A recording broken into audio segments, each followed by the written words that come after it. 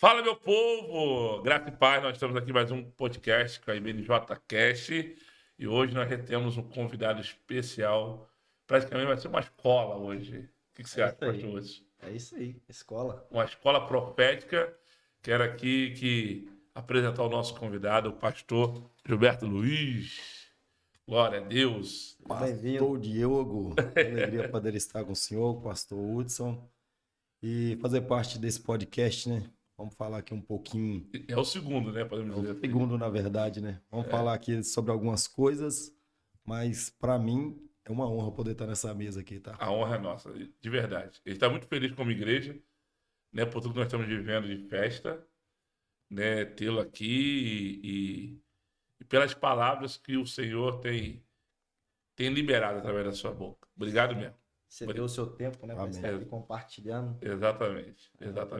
Vamos lá, eu tenho que aqui apresentar os nossos patrocinadores. Quero agradecer o Ateliê da Tia Si e a nossa querida Person Live, é isso?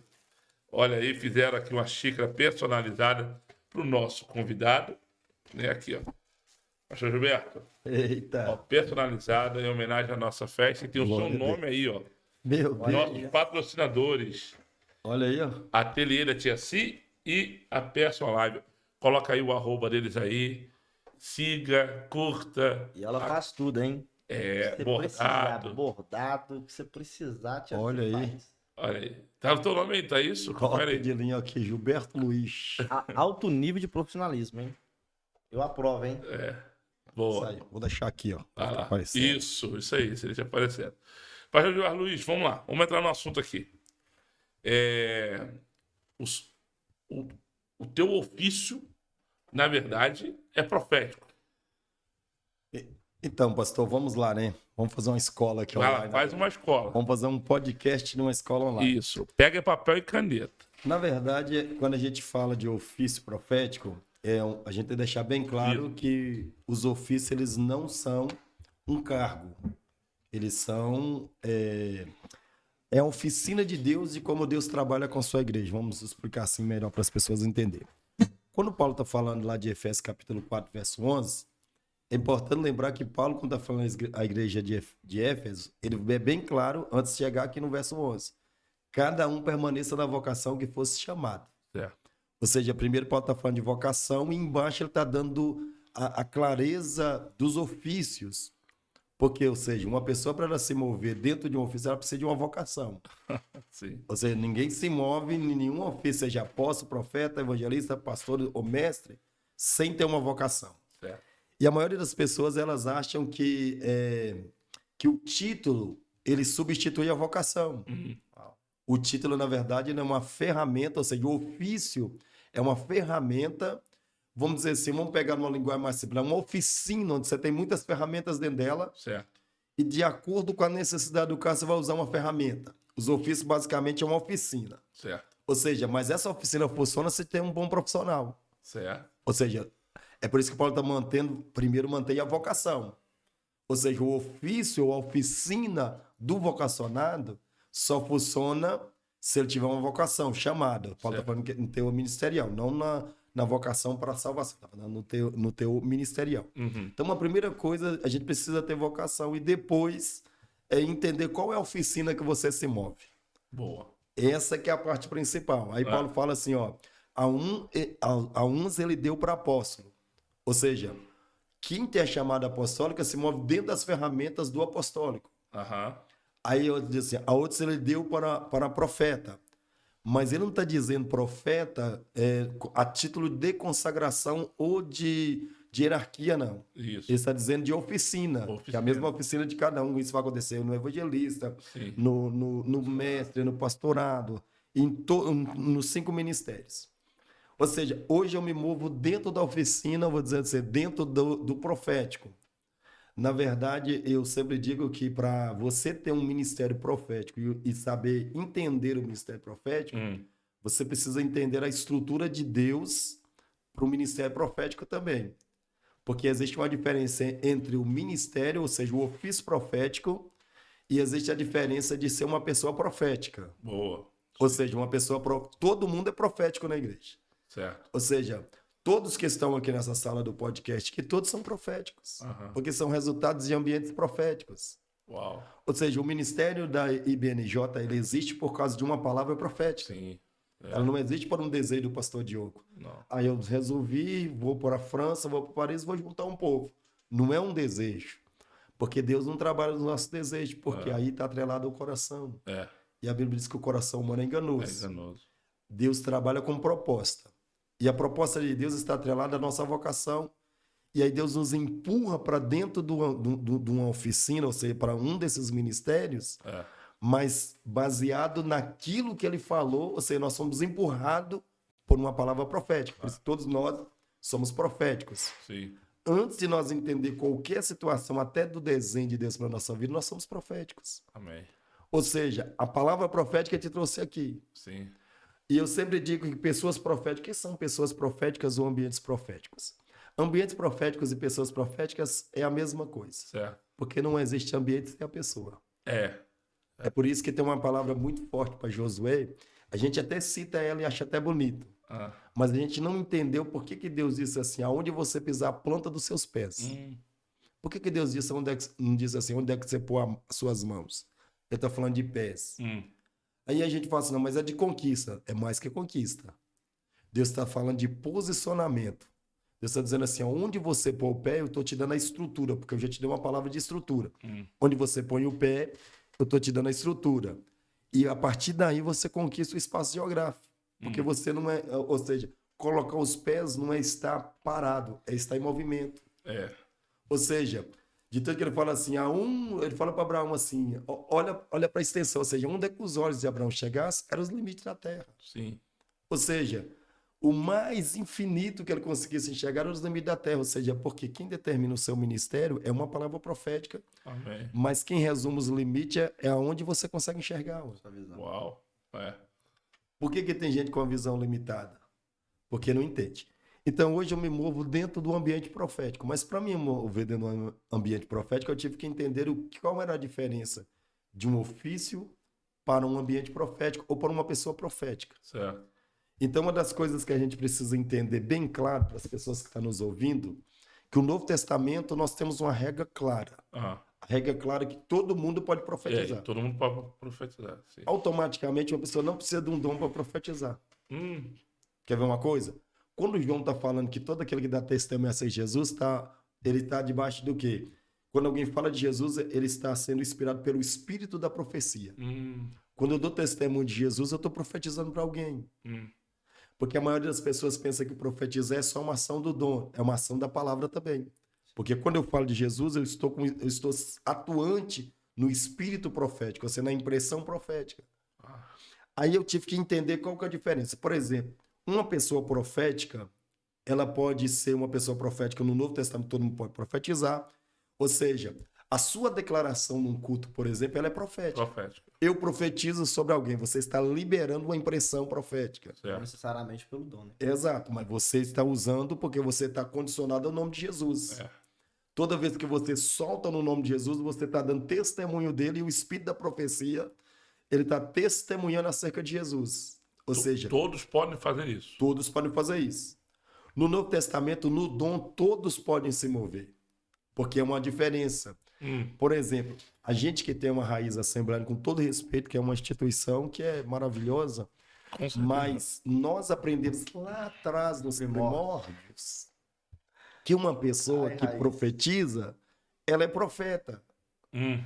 Então, todo mundo que pensa assim, uma pessoa que ela move no dom profético, ela é uma pessoa, ela é profeta. Eu pedi pra você explicar isso agora. Agora, por exemplo, alguém está profetizando, alguém usado no dom, no meio do ambiente do culto, soltou uma palavra profética de esperança, edificação, consolação, correção, exortação. A pessoa, todas as vezes as pessoas marquem no culto.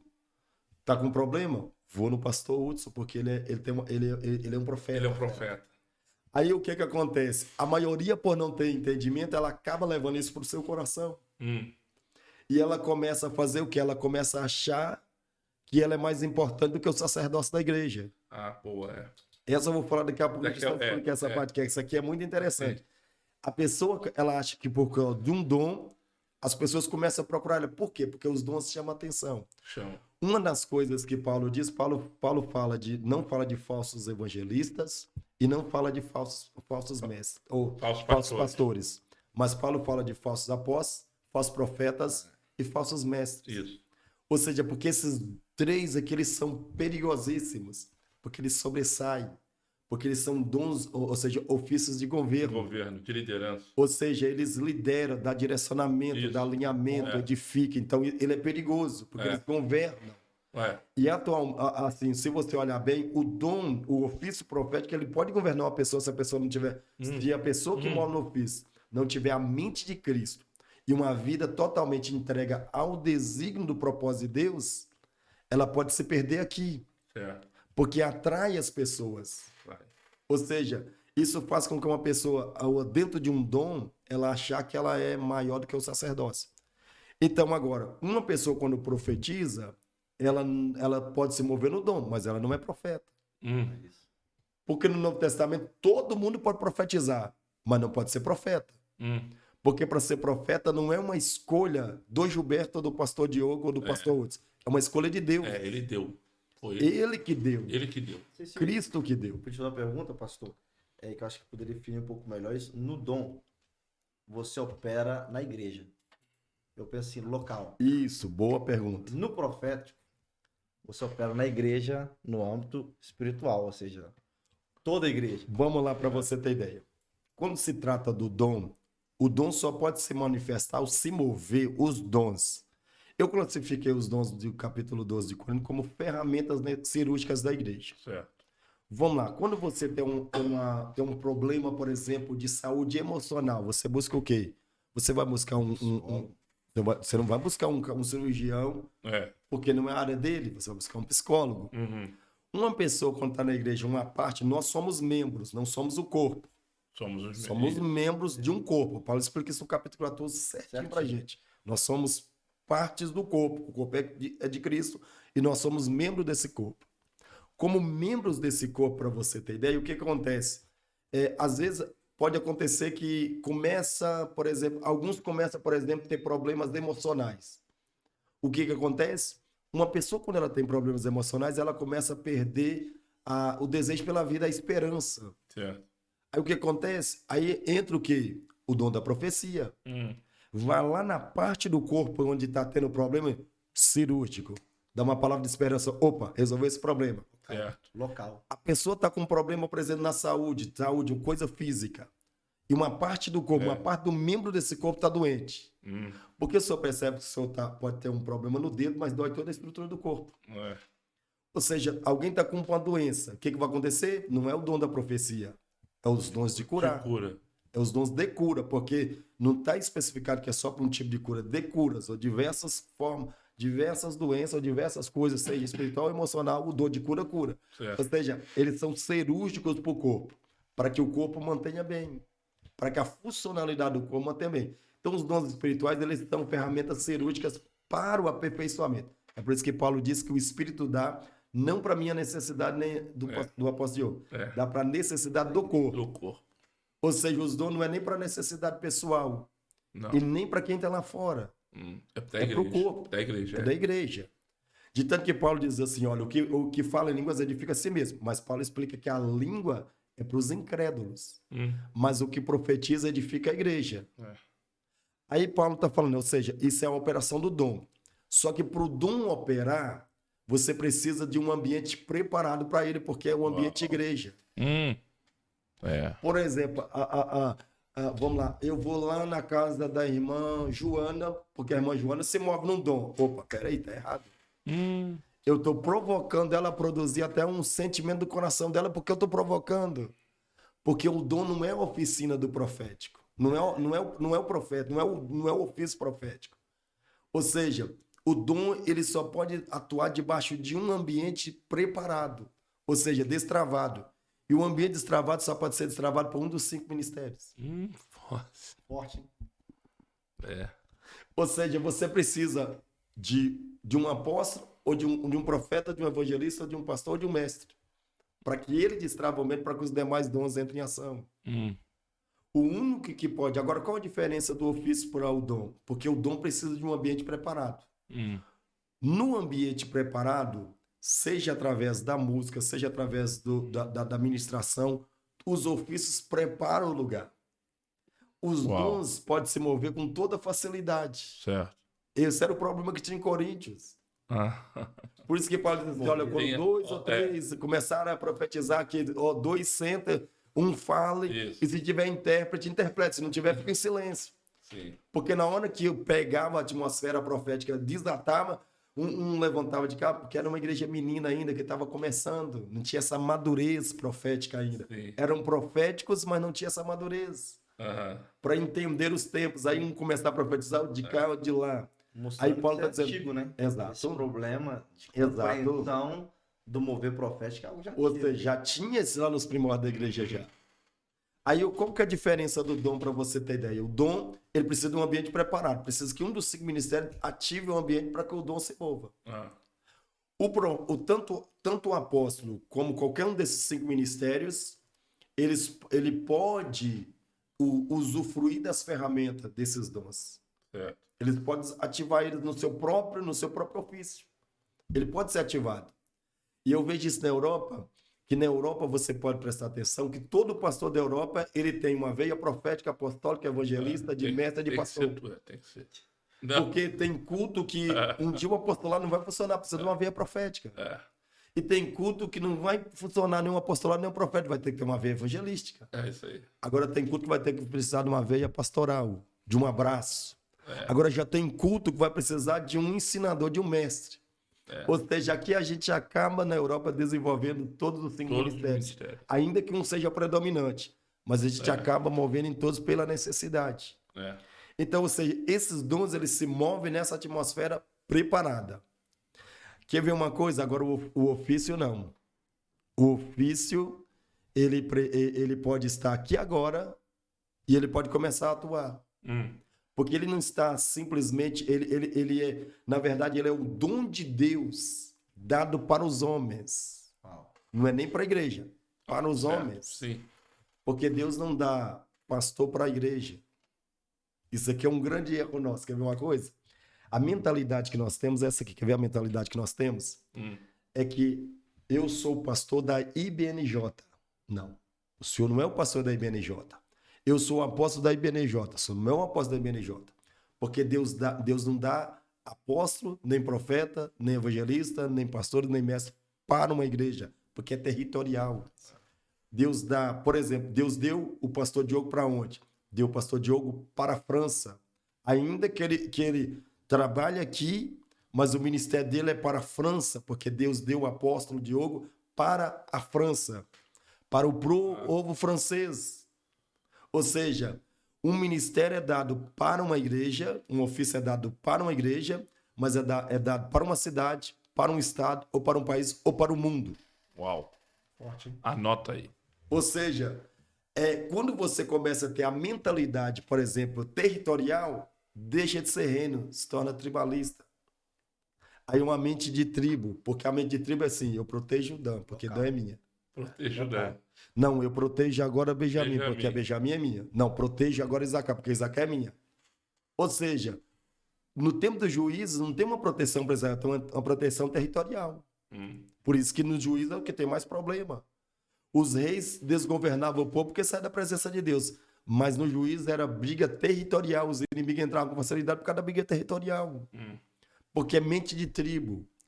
Uma das coisas que Deus desconstrói no Novo Testamento, para você ter ideia, é a mente tribal. Jesus, quando chamou os seus apóstolos, Jesus teve que ficar 3 anos treinando eles com mentalidade de reino. Porque reino não é individualidade, é completude. Reino não fala de individualidade. Reino não fala de mim nem dele. Reino fala de um total. O reino não tem lado. Exato. O reino é o todo. Assim, né? Exato. O reino é o todo. Exato. Quando alguém quer me propor um lado, eu falo, isso não é reino. É uma ditadura ou um imperialismo? O reino é o todo. Forte. Eu preciso... Às vezes isso acontece muitas vezes em igrejas locais, tu vai ver que a pessoa é preocupada com um lado. Esse lado está certo. Não é que o lado esteja certo, não tem lado. O reino não tem lado, o reino é o todo. Exato. O que importa para o reino é o todo. Aí as pessoas brigam porque é relativo. Certo ou errado? Não. O que é verdadeiro? Comunhão. Exato. Exato. Que é o todo. É o todo. De tanto que Jesus fala assim, onde você estiver, lá está o reino dos céus. Isso. Ou seja, o reino não é uma coisa pessoal, é uma coisa vamos dizer assim, é uma coisa de completude, ou seja, ela é algo completo. É pleno. Isso. Então, o que acontece? Então, quando você tem uma mente tribalista, você é individualista. Agora, quando você tem uma mente de reino, aí você começa a entender que os ofícios, eles não estão dados para um local. Deus pode pegar, por exemplo, Deus deu ao pastor Diogo a França. E amanhã Deus pode pegar e cruzar as fronteiras e te dar outros países. Ou pode te dar a Europa. Agora, o que vai fazer o ministério dele ele fluir? Aí vai entrar a unidade que Paulo está falando no mesmo capítulo 14 de Efésios. Aí entra a unidade. Porque na unidade vai precisar dos ofícios, que os ofícios operam em conjuntos. Eles não operam em escala, ou seja, um completa o outro. Ou seja, aí o que ele precisa? Ele precisa estabelecer territórios. Para estabelecer territórios, não se pode estabelecer territórios uma pessoa com mente tribalista, porque ela precisa de um ofício para estabelecer territórios. E os territórios não está, por exemplo, digamos que o pastor Hudson vai ser o pastor de... Vamos pegar uma cidade... De Nice. Um estado. Vamos pegar um estado. Falou aí. Um estado. Vamos pegar o estado. Nice é um estado, né? Um estado é uma cidade. É a cidade. Nice é a cidade. Vamos pegar... É no sul da França. Ok. Então vamos pegar, por exemplo, ele vai ser o pastor de lá, mas ele não está sendo o pastor porque ele não é o dominante do lugar. Porque Deus deu para o apóstolo Diogo.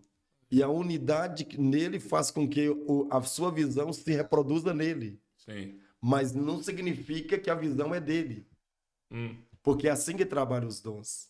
Ou seja, os ofícios. Um se submete ao outro. Um se submete ao outro. Não sendo nenhum outro mais importante. Não. Mas é uma completude. Ou seja, é uma unidade. Exatamente. Daquele exemplo que você deu. Exato. É a mão de Deus aqui, ó. Governando a igreja. Explica aí, explica pro pessoal. 5 ministérios. Na verdade, 5 ministérios funcionam aqui. Aqui está apóstolo, profeta, evangelista, pastores e mestre. E é interessante você perceber que o pastor é o dedo da aliança. Né? É o da aliança. Por que é o dedo da aliança? É que liga o coração. Exato, e outra coisa, porque fala mais de emoção. De tanto que esse ministério aqui, ó, por exemplo, o apóstolo, ele serve para enviar, ele serve para gerir, governar, dar fundamentos, mas ele não serve para pastorear. Não. Porque ele não tem a ver, não tem emoção. Não tem. Nem emoção. E as pessoas dizem assim, mas pastor não tem emoção. Não é porque não tem emoção, é porque a mente dele ampliou. Ou seja, ele não vê aqui, ele vê assim. O pastor vê aqui, ó. O profético pega o fundamento aqui, ó. Aqui está o apostolado que dá o fundamento. O profético vem para confirmar que tudo isso aqui que foi implantado é uma verdade. Isso. Ou seja, ele está concordando com esse. Esse aqui dá alinhamento, esse aqui dá o direcionamento, dizendo, tá certo. É o que aponta. E aqui esse aqui eu venho para fazer o acréscimo dentro desse fundamento e diz que aqui que foi alinhado. Ó. Esse aqui é o evangelista, aqui traz. Começa a trazer. Esse vem para cuidar do que esse aqui traz. Esse aqui vem para equilibrar entre esse e esse aqui, para dizer que isso aqui funciona bem se tiver o equilíbrio dos dois. Ó. E isso, quando opera na igreja, é a mão de Deus sustentando a igreja. É Deus dizendo assim, a minha igreja é completa. Ou seja, eu tenho poder total nela. Uau. Eu tenho diversidades de ministério, mas só tenho um coração. Isso é muito importante você falar, porque o que acontece? Quando o evangelista se encontra, né, o seu ofício, o pastor, e às vezes está numa igreja apostólica, cada pastor tem sua veia de ofício. Aí o que ele faz? Eu não consigo me adaptar a essa visão. Aí ele sai. Mas aí está o problema. Porque um ofício sozinho não funciona. Porque um depende do outro. Porque, por exemplo, o apóstolo dá fundamento, o profético ele alinha e diz que isso aqui está certo. Mas eu não posso só dizer que isso aqui tem um fundamento, que isso aqui está certo, que isso aqui está concordando, se eu não tenho onde implantar isso aqui. Certo. Ou seja, eu preciso de pessoas. Aí o evangelista vai trazer pessoas para que isso aqui, esses fundamentos, que é Cristo, seja implantado no coração da pessoa. Eu preciso do evangelista. Mas eu preciso do pastor para cuidar, porque o evangelista só... O evangelista só faz assim, venha como está. E depois a gente vai ver como é que vai ficar. Porque ele não vai ter paciência de cuidar. Aqui está o problema. Quer ver o problema do apóstolo? Olha o problema, porque um depende do outro. O apóstolo tem uma visão assim, porque ele vê assim. Ele vê terra, vê mundo, vê geografia, vê isso, vê expansão, vê tudo isso. Ele vê recursos onde as pessoas estão dizendo não tem, ele está vendo recursos. O profético vem para dizer que a visão daquilo que o apóstolo está vendo, ele vai conseguir, ele está gerando esperança para concordar com isso aqui. Aí o evangelista vem para juntar, trazer a visão, para dizer que o que o apóstolo está vendo, que o profeta confirmou, está dando certo. Só que tem um detalhe, o apóstolo nunca vai ter tempo de cuidar daqueles que vêm. E o erro está aqui, principalmente se estiver ouvindo a gente. Alguém que é igrejista não serve para ouvir isso aqui. Né? Vou usar esse termo bem roceiro para você entender a linguagem. Alguém que é igrejista não serve. Porque pessoas igrejistas são muito tradicionais, são pegos a coisas. Então, pessoas igrejistas, ela acha que um apóstolo tem a obrigação de abraçá-la e de amá-la. Um apóstolo foi chamado para te abraçar e te amar. Foi chamado para te dar amplitude e dizer onde você vai chegar. Porque na proporção que a visão cresce, ela cresce junto, se ela entendeu. Porque o apóstolo vai, na verdade... só alavancar, tipo, vai pra cima. Exato. Ele não vai te trazer, ele não vai te enviar. Ele não quer te segurar, ele quer te largar. Ele não quer te segurar. Ele não quer você encher da paciência dele. Vamos usar essa linguagem que é melhor. Ele não quer você que dizer assim, eu quero isso, quero aquilo. Não. Ele quer dizer assim, não, já te deu o fundamento. É isso aqui, vai. Solta, porque eu tenho que pegar mais outros aqui e mandar. Ó. Aí a igreja se decepciona, porque estava esperando... o apóstolo abraçar. Aí depois vem o profeta, porque a pessoa pensa que o profeta, ele vai concordar, já que o apóstolo me abraça, o profeta vai me abraçar. O profeta não abraça ninguém. Ele diz, a direção diz assim, ó, vai para a direita ou para a esquerda. E aí? Agora não sei, você que tem que ir, você vira. Mas o que vai acontecer atrás? Não sei, Deus me deu a direção da porta. Agora, o que vai acontecer lá atrás é a sua decisão. Porque as pessoas esperam que os ofícios resolvam todos os problemas delas sem elas terem que fazer nada. Seria muito fácil. Aí eles esperam que o profeta, já que o apóstolo só quer enviar, eles esperam que o profeta abraça. Aí o profeta vem e só fala assim, entra por essa porta que vai dar certo. Ou conserta essa área que dá certo. Aí ela está esperando um abraço, está recebendo um confronto. Aí ela corre para o evangelista. Não, no evangelista ele está ganhando, ele vai trazer. O evangelista, venha, conseguiu o outros. E o outros é agora. Agora você se vira. Que eu tenho mais gente para ganhar. Eu tenho mais gente para ganhar, eu preciso mais gente. Não, mas eu preciso de um tempo com você. Não tenho tempo de fazer gabinete para você, porque eu tenho no lado do sul que eu preciso ganhar. Ele só pensa em ganhar. Ele não tem tempo para evangelizar, para discipular, porque ele não tem essa veia, só tem a veia de ganhar. Sim. Aí depois, o que vai sobrar? Vamos saltar o pastorado e vamos para o mestre. Aí no mestre está o interessante. Ele falou assim, no apóstolo não consegui, no profeta, no evangelista, isso é mente igrejista, tá? No evangelista consegui, eu vou correr para o mestre. O mestre sabe. Vai me ensinar, vai estar comigo ali. Aí o mestre vai começar a te ensinar. E depois que você aprender, ele vai falar assim, dá licença que eu tenho outro para ensinar. Não, mas não, já te ensinei, agora vai e pratica. Mas você não vai me abraçar, não? Não, você veio aqui para te ensinar. O caminho é esse, segue esse aqui, pratica esses princípios aqui, você vai viver. E depois, não, vai embora. Eu preciso perder tempo com quem não sabe ainda. Aí sobra o pastor.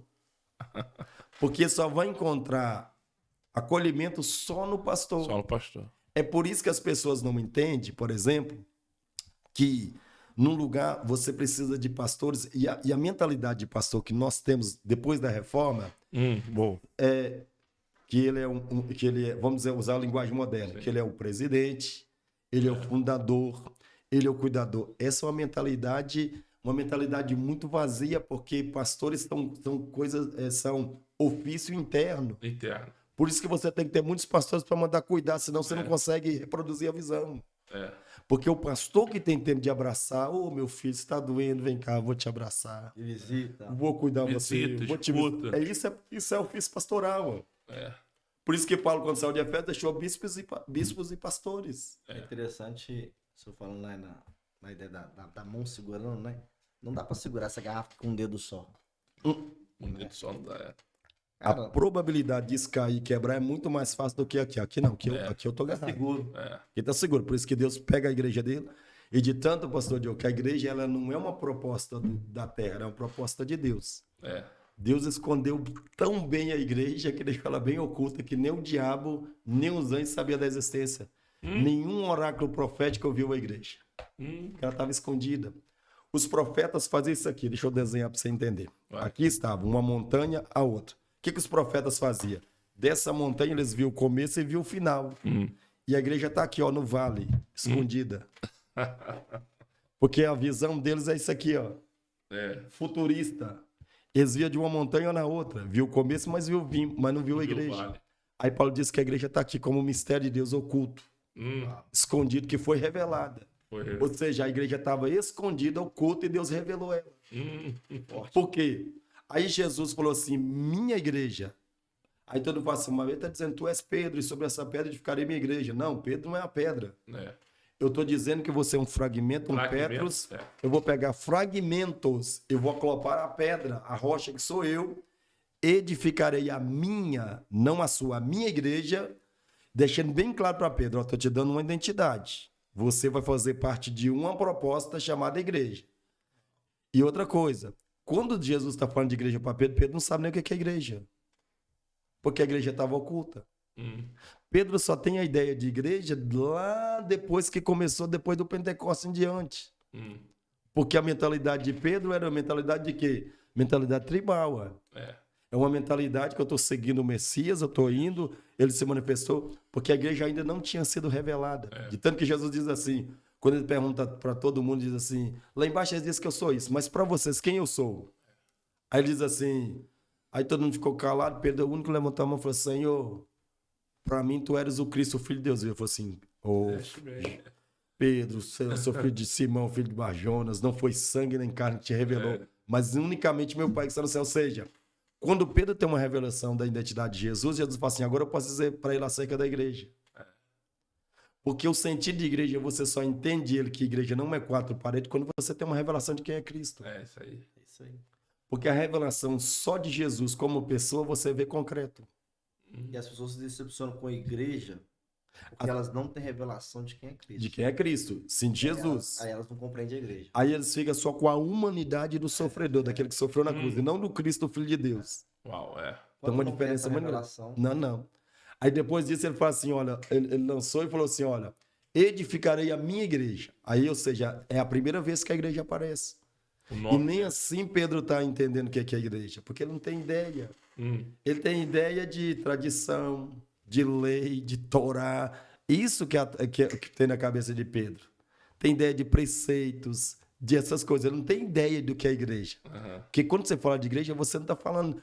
Antigamente as pessoas usavam um termo, que era até uma frase de, vamos dizer assim, de Instagram, de stories. As pessoas diziam assim, igreja eu sou a igreja. Igreja é ser. Igreja é ir. Então, você usava vários nomes. Mas igreja não é muito mais do que ir. É muito mais do que corpo. É muito mais do que o ser igreja. Igreja está intrinsecamente ligado ao que bate no coração de Deus, que chama koinonia. A comunhão. É muito mais, ou seja, eu só posso ser igreja quando eu me estabeleço num ambiente de comunhão. É isso. Porque a igreja não é indivíduos, a igreja está no mesmo batido do coração de Deus, o mesmo batido do coração de Deus. Forte, né? Isso aí é outro podcast. Não, isso é forte. Eu gosto muito desse assunto também. Porque templo, eu sou o templo, mas igreja somos nós. Não, igreja é muito mais. Igreja é um sonho de Deus. É uma menina dos olhos de Deus. E para mim, essa igreja está ligada à revelação do seu sentimento para com Cristo. Quando você o ama, quando você entende o quanto você ama ele, porque ele nós somos o corpo dele, aí você consegue ver dentro da você falou uma coisa interessante, porque quando você pega, eu até falei isso, dei uma pincelada nisso na quinta-feira, quando você pega, por exemplo, a palavra adoração, ela tem muitos significados, mas o mais, assim, extraordinário é quando se refere à adoração como intimidade. A palavra intimidade, dentro do termo, assim, do significado dentro da adoração, está relacionado ao mesmo ato conjugal de intimidade entre um casal. Sim. Aí você começa a pensar assim, os teólogos, claro, para os teólogos isso aqui é loucura, né? Mas assim, você começa a pensar, você vê que o noivo é descrito no sexo masculino e a igreja é descrita no sexo feminino. Ou seja, quando a igreja começa a adorar, ela começa a invadir o ambiente de Deus. Ou seja, aí Jesus fez a oração sacerdotal de assim, não os pés que os tiro do mundo, mas que os livre. Mas em outra parte ele diz assim, olha, na oração sacerdotal de João 17, Pai, que ele seja um em mim, como eu sou em ti. Ou seja, que seja relacionado. Fusão. Ou seja, quando a igreja adora, ela acaba sendo um em Cristo. Aí que nós damos sentido verdadeiro de igreja, que é ser. Ou seja, é viver num espaço, num ambiente de Deus de comunhão, ou seja, no coração de Deus. Ligado intimamente a Deus. Não tá no Google não, viu, gente? Bom, vamos lá, falando sobre os ministérios. Voltando aos ofícios. Os ofícios. Todos podem profetizar?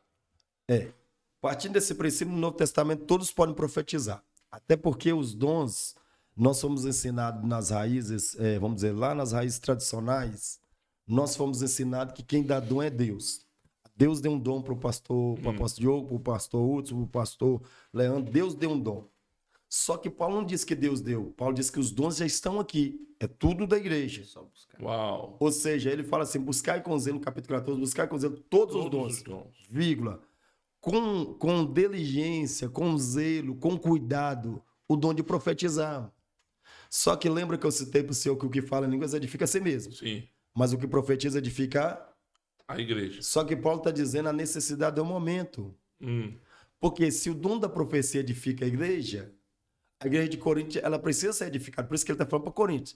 Incesto, pessoas envolvidas com problemas de todas as espécies. Você pensar em imoralidade, caráter sexual. Aí Paulo está dizendo assim, ó, vocês precisam urgentemente, com diligentemente, com muito zelo, a necessidade do dom de profetizar. Por que o dom de profetizar? Porque ele tem que edificar a igreja.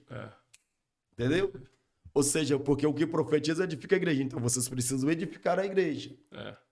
Aí Paulo vai dizer mais embaixo e diz assim, buscai, escolhei os mais excelentes. Peraí, se é Deus que dá, por que eu tenho que escolher o mais excelente? Ah, não, Deus, é Deus que dá. Então eu vou ficar aqui. Se Deus achar que eu devo receber o dom da profecia, eu receberei o dom da profecia. Então, se Deus achar que não é... Não, primeiro que os dons não podem ser uma necessidade nossa, individualista. Ela é necessidade do corpo. Do corpo. Ou seja, então, se Paulo tivesse hoje, ele ia escrever totalmente diferente. Ele escreveu assim, buscai com zelo todos os dons, em especial, com zelo, com diligência, como você quer entender, o de discernimento de espírito. Porque a necessidade do século XXI não é da profecia, não é do dom de curar, é do discernimento de espírito. Isso é muito forte, isso. Claro, porque nós estamos sendo enganados por qualquer um. É isso que eu ia falar. É muito aventureiro que... aí entra naquela questão do livro nosso novo que está saindo agora, que não existe sacerdote, não existe profeta sem sacerdote. Porque a maioria, elas pegam um dom e acha que um dom não precisa estar atrelado ao principal. A pessoa pensa que o dom lhe tira o ofício ou a autoridade. Não. Né? As pessoas pensam isso. Né? Porque eu me manifesto no dom, eu tenho poder. Exato. Com o meu poder eu posso tirar a tua autoridade. Autoridade e poder são duas coisas diferentes. Exatamente. E aí as pessoas hoje não conseguem discernir isso. Uma das coisas que as pessoas precisam entender claramente é isso aqui. Que, por exemplo, o sacerdócio é perpétuo. Certo.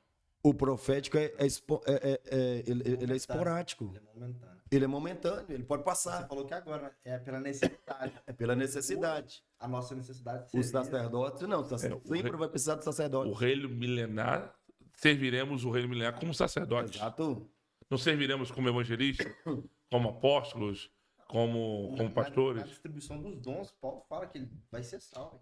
E outra coisa para você ter ideia, vamos lá. A maior desconstrução, nós não estamos falando nem de ofício agora, nós estamos falando de dons. Nós não chegamos nem nos ofícios. A maior desconstrução hoje é porque a pessoa que se move nos dons, seja qualquer um deles, por os dons se destacarem e atrair a atenção das pessoas, porque se você olhar bem, Os profetas não disseram que Jesus vinha para curar ninguém, não. Nem para ressuscitar. E nem para expulsar demônio. Jesus veio para trazer o reino e morrer na cruz. Isaías 53 está bem claro. É a morte dele na cruz que perdoa o pecado, que perdoa a transgressão, perdoa a iniquidade. E a morte dele na cruz, a entrega, que pelas suas chagas que nós somos curados. Sim. Não tinha nada nele que atraía. Não tinha nada a ver. O que Jesus usou? Usou os milagres para chamar atenção. Certo. Porque quando ele ressuscitava alguém, as multidões começaram a seguir. Agora eu posso aplicar o evangelho.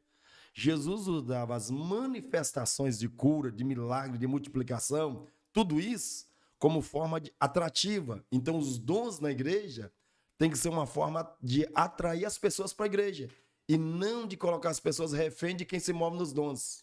Aí é forte. Aí isso que é forte. Eu acho que isso está muito ligado, e acho que isso já está um pouco de confusão na igreja a respeito do dom e do profético. É porque quem flui no dom profético, ele só flui no dom, ele chama atenção, ele gera destaque. E aí ele vai passar a ocupar o lugar do sacerdote. Ou seja, aí as pessoas vão começar a olhar para o profeta, que não é um profeta, ele só flui no dom profético. E ele só está fluindo por causa do pastor. Não é. E do ofício. E ele só, a autoridade que foi aberta. Ele só flui porque a autoridade lhe permitiu que ele fluísse. Né? Porque o pastor deu o ambiente para ele manifestar. Para ele se mover. Isso é forte. E a igreja começa a olhar para o profeta como se ele fosse maior do que o pastor. O sacerdócio. O sacerdócio, no caso. Aí desequilibra o quê? Aí começa o desequilíbrio do altar. E ele não é um profeta. Ele só está fluindo em dom. Por causa de um sacerdote. Não necessariamente, porque você pode ter dom e ser profeta. Porque o sacerdote libera, manifesta no dom. Exato. O dom é manifestado, aí as pessoas são atraídas e fazem da manifestação do dom o lugar da autoridade. Exato. Isso é forte. Agora, eu acho interessante o seguinte, é por isso que ser líder ou se manifestar no dom é uma responsabilidade muito grande. Porque você, quando pergunta para João Batista, né? Ele fala, eu não sou digno nem de amarrar a sandália dele. Ele sabe, eu não sou Cristo. Eu acho que aí convém o líder, ele dizer assim, eu não sou Cristo. Né? Ó, se eu falar uma coisa interessante, eu vou falar por mim. Certo. Eu sou bom para ser liderado, mas sou péssimo como líder. Quer ver uma coisa? Eu fluo muito bem quando alguém está me liderando. Mas se for para mim ser o responsável, presidir, eu fracasso. Mas é verdade. Porque eu entendi que eu só fluo debaixo de uma autoridade. Tem muito diácono que é muito melhor que um pastor. Muito diácono faz serviço pastoral e até apostólico. Porque os dons, os ofícios não são cargos. Não são cargos, não é hierarquia. Isso é muito forte. Tem diácono que faz serviço apostólico. Porque as pessoas olham o ofício como hierarquia. Exato. E não é uma hierarquia. Eu fico lá com as pessoas te amam. É a mão, né? É a mão de Deus. Todos são importantes. Todos são importantes. Um não flui sem o outro. Um não flui sem o E outro. aí que é interessante que, assim, deveria, né, como no tempo de Jesus, o ato profético, a palavra profética, né, a manifestação do profético, ela deveria atrair as pessoas para que o pastor cuidasse. Então o profeta sai, o apóstolo enviasse, exatamente. o mestre ensinasse. Então o profeta atrai e ele sai. Olha, por exemplo, na igreja que eu sou pastor hoje, no primeiro culto que eu fui pregar, eu disse assim, gente, aqui não está uma pessoa, não está um profeta, alguém que tem uma oficina profética, aqui está um pastor. Vocês não precisam de um profeta, vocês precisam de um pastor. Na minha igreja eu criei a cultura de que eu sou pastor da igreja, eu não sou profeta da igreja. Entendi. Ou seja, as pessoas vão ao norte da ilha porque elas sabem que tem um pastor para acolher elas. E não porque elas vão atrás de um direcionamento. Porque eu criei uma cultura de que a palavra é mais importante do que o dom. Eu vou testemunhar aqui. Eu lembro que eu fui pregar na igreja do pastor Gilberto, e aí eu contei, agradeci, né? Todo aquele ritual de início de agradecimento. Aí eu falei assim, abra a vossa Bíblia. Tá. A pessoa vibra. Quando aí tu fala assim, abra a sua Bíblia. Aí a igreja vibra. Eles assobiam, gritam, porque eles valorizam a palavra. Isso. Eles estão aplaudindo por antecipação daquilo que Deus vai dar para eles. Exatamente. Aí eu percebi, né? Aí eu li, eu falei de novo, só para ter certeza, e a igreja, mais uma vez, aplaudiu, porque iria ser pregada a palavra. Exato. Isso que ele está falando, eu posso dizer aqui que é verdade. Poderoso. Por causa dessa cultura, porque outra coisa que é muito interessante, onde vamos entrar nem no ofício, onde uma pessoa que move num dom, seja profeta de cura ou de sinais, ele se perde.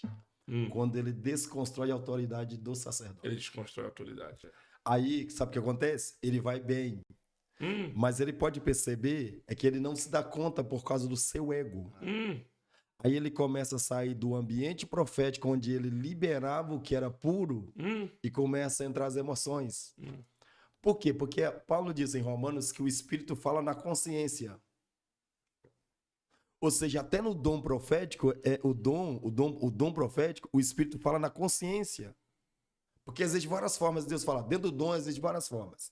Por exemplo, a voz de Deus ela pode ser atuada de uma forma de uma impressão, que é uma impressão no Espírito. Certo. Você pode estar pregando e, de repente, você pode olhar para um indivíduo ou para o coletivo. E você é impulsionado porque queima dentro de você, você sabe que não te pertence o que você está falando. Pá! E você solta uma palavra e de repente você encontra alguém no corredor e diz assim: pastor, eu estava para me suicidar, mas essa palavra me libertou aquele dia. Ou seja, é uma impressão no seu espírito. O Espírito Santo te dá uma impressão. É aquela pegada. Aí depois tem outra forma. Por exemplo, quer ver uma coisa que é uma coisa bem básica? Paulo estava dentro da casa de Filipos e desceu um profeta Ágabo. E Ágabo não profetiza direto para Paulo. Ele tem uma impressão no espírito dele quando ele fala assim: pega o cinto que está lá na parede e pega o cinto de Paulo. Diga assim: o dono desse cinto aqui, ó. Ele não está dizendo, Deus está falando, ele está tendo uma impressão no espírito e começou a descrever: o dono desse cinto aqui vai descer, vai ser amarrado pelo seu próprio cinto, dizendo para Paulo não descer para Jerusalém. Ou seja, é uma impressão que ele está tendo no espírito, porque ele tinha não só um ofício, mas tinha um dom profético. Mas, ou seja, só que o dom operou o quê? Numa rapidez, foi numa impressão. Ele não direcionou, ele só falou com o dono, ele não sabe nem que era de Paulo. E todos começaram a chorar e implorar que Paulo não descesse. Porque sabia, olhou para a cintura de Paulo, sabia que o cinto era de Paulo. Por ser uma impressão no espírito, Paulo, mesmo sabendo disso, Paulo desceu. Ou seja, ele foi na contramão daquilo que a profecia estava dizendo. Mas foi uma impressão no espírito. Deus pode falar impressão no espírito. Certo. Aí Deus pode falar também, para você ter ideia, através de visões. E se nós formos falar de visões aqui, nós vamos falar de pelo menos aqui. Eu classifiquei esse negócio para ficar bem resumido quando a gente está ensinando as escolas proféticas. Eu classifiquei os sonhos em 3 níveis, que são sonhos naturais, aqueles que são produzidos pelas preocupações do dia. É o que Salomão diz, pelas minhas preocupações, vem os sonhos.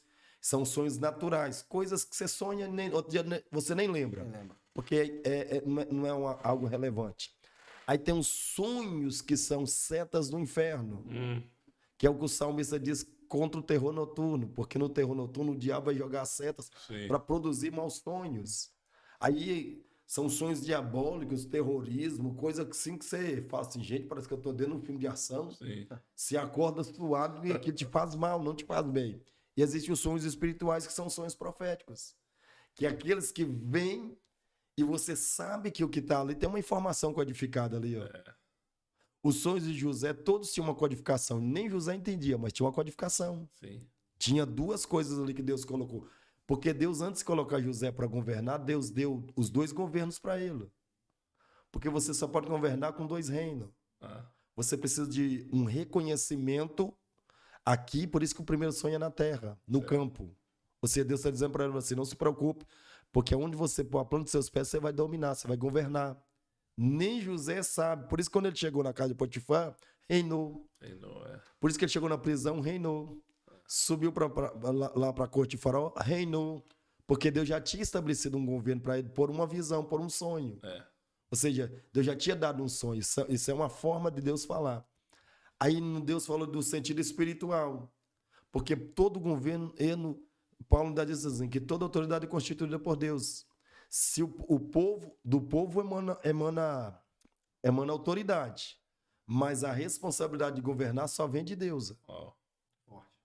Porque senão vamos falar um pouco de política aqui. Se não, por exemplo, vamos pegar o cenário político do Brasil. Não é uma coisa, convém, mas vamos pegar o cenário. Um lado, para você ter ideia, tinha tudo para dar certo. E o outro não. De repente virou. Porque o povo do povo emana autoridade. Ou seja, o governo pode emanar do povo, mas a responsabilidade de sentar ela tem que vir da autoridade do céu. Porque toda autoridade é constituída por Deus. Sim. Ou seja, se Deus não constituir alguém, você pode ser o melhor, mas você não assenta. Não é fraude, não é falcatrua. Pode haver, até a fraude que acontecer é uma permissão de Deus. Porque quando Deus não quer que alguém governe, ele não vai governar. Aí Deus está dando 2 sonhos para José, 2 visões, dizendo assim, o primeiro governar a terra e o segundo governou dos céus. Ou seja, eu estou te dando 2 ambientes. Ou seja, ele governa dentro do Egito, sem perder a identidade, mantendo a excelência do Espírito na vida dele, relacionada ao Espírito, a ação esporádica do Espírito Santo, mas é a ação de Deus na vida dele, mantendo a pureza e não se contaminando, igualzinho os jovens que foram para a Babilônia. Ou seja, então, Deus fala dessa forma. Deus pode falar... E sendo provado, né? Exato. Deus pode falar com visões abertas. Sim. Você pode estar num culto e, de repente, você olha para alguém e você está conseguindo ver um monte de coisa. Deus pode falar... Uma outra forma de Deus falar, Deus pode comunicar com coisas. Sim. Uma frase, frases. Você pode ver alguma coisa, um painel. Ou Deus pode comunicar pela própria palavra, que é a própria verbalização de Deus contigo. Deus pode, você tem várias formas de Deus falar. Ou seja, agora o problema está aqui. Quando a pessoa ela perde a referência do sacerdote, essas comunicações começam a ser obstruídas. Aí ela começa a produzir emoções e aí que o diabo começa a operação do diabo, porque o diabo começa a distorcer ela da verdade. Ela perde o filtro. E aí ela começa a distorcer da verdade. Distorcer. Porque existem 3 vozes que operam no homem. A voz da sua consciência, que é a voz do homem interior. A voz do diabo e a voz do Espírito Santo. Certo. A voz da sua consciência, o Espírito Santo pode trabalhar na sua consciência, como diz Romano. Ele pode te dar uma palavra no seu consciente. Mas o seu consciente, o seu espírito interior, ele pode perder as impressões de Deus e você transformar isso em emoção. Pode entrar, vamos dizer assim, o espírito da compaixão. Eu sei que ele está sofrendo e eu acabo entrando no campo do sofrimento dele, que é a compaixão, que é estar no lugar dele. Isso pode produzir uma necessidade de por eu ser uma pessoa profética, eu acabo envolvendo a emoção sem entender a direção de Deus. E eu uso emoção pensando que é direcionamento de Deus, que é a voz da consciência ou a voz do espírito humano. Sim. Aí depois você tem a voz do diabo. Só que toda instrução da voz do diabo vai te empurrar fora do seu propósito. Vai te empurrar. Sempre vai contra a verdade. E a intenção pode ser até boa. Exato. De tanto que, por exemplo, uma pessoa diz, recebi uma palavra de Deus para sair do local. Eu não acredito nisso. Uau. Não acredito. Não tem como alguém... A Bíblia diz que as ovelhas conhecem a voz do seu pastor. Não tem como uma ovelha estar debaixo da sua instrução, crescer debaixo da sua instrução e dizer que Deus vai tirar ela debaixo do seu pastoreio. Porque Jesus diz, todos quanto o Senhor me deu não se perde. E ele diz claro lá em João capítulo 10, que as ovelhas conhecem a voz do seu pastor. E se você estudar a questão da ovelha, a ovelha não muda de pastor assim, não. É o pastor que... Ou seja, agora, quando alguém recebe um direcionamento, e esse direcionamento não está pautado na voz pastoral que ele tem, se ela não for confirmada pela voz pastoral, e se ela não partiu da voz pastoral, e se ela vem do indivíduo externo, e se a pessoa pega, não é a voz de Deus, porque Deus não pode quebrar seus princípios para estabelecer outros. O que a gente percebe muito, vamos colocar um exemplo, assim, como, eu vou sair da igreja, vou para uma outra igreja. A gente com o pastor, amém. Só que a pessoa, normalmente, ela não vem para te pedir conselho. Não, ela já veio para te avisar que está saindo. E ela vem com uma boa intenção, né? Eu quero honrá-lo, eu quero informá-lo, eu quero que o senhor fique sabendo. Mas em nenhum momento, na verdade, ela só vem para avisar, não vem para perguntar ou para consultar. Na verdade, ela está informando que ela não está aqui mais. Isso aí. E a maioria das pessoas tomam essa decisão porque ela ouviu uma voz externa. Isso que eu ia dizer agora. Não, e assim, às vezes nem é externa, mas é o ato profético. Porque ou Deus falou com ela, né? Ah, o Senhor falou comigo. Isso. Né? Ah, o Senhor me revelou. Isso é interessante. Ou seja, isso é uma palavra profética. Ela recebeu uma palavra. Quando você entra nessa situação. Aí você observa assim que o dom, que a gente volta, né? Você tem que voltar ali. O dom é para resolver um problema na igreja. E não externo. Externo. Ou seja, por que você está saindo o daqui? O ofício resolve problemas externos. O dom não. O dom não. Isso é forte, porque se você está saindo, se tornou externo. Agora vamos lá. Tá. Eu recebo uma instrução. Deus só pode alterar um espaço geográfico na minha vida se eu alterar o espaço geográfico. E quando eu falo de espaço geográfico, eu não estou dizendo sair do sul de Paris e para o norte de Paris, não. Porque enquanto eu estiver no território de Paris, eu posso me mover. Posso me mover. Ou seja, isso, o mesmo. Quando se fala de espaço geográfico, fala num todo. Não fala só desse pedaço. Ah, pastor, Deus falou comigo que eu não posso estar na IBNJ porque eu tenho que ir para a igreja da Laranjinha, por exemplo. Sim.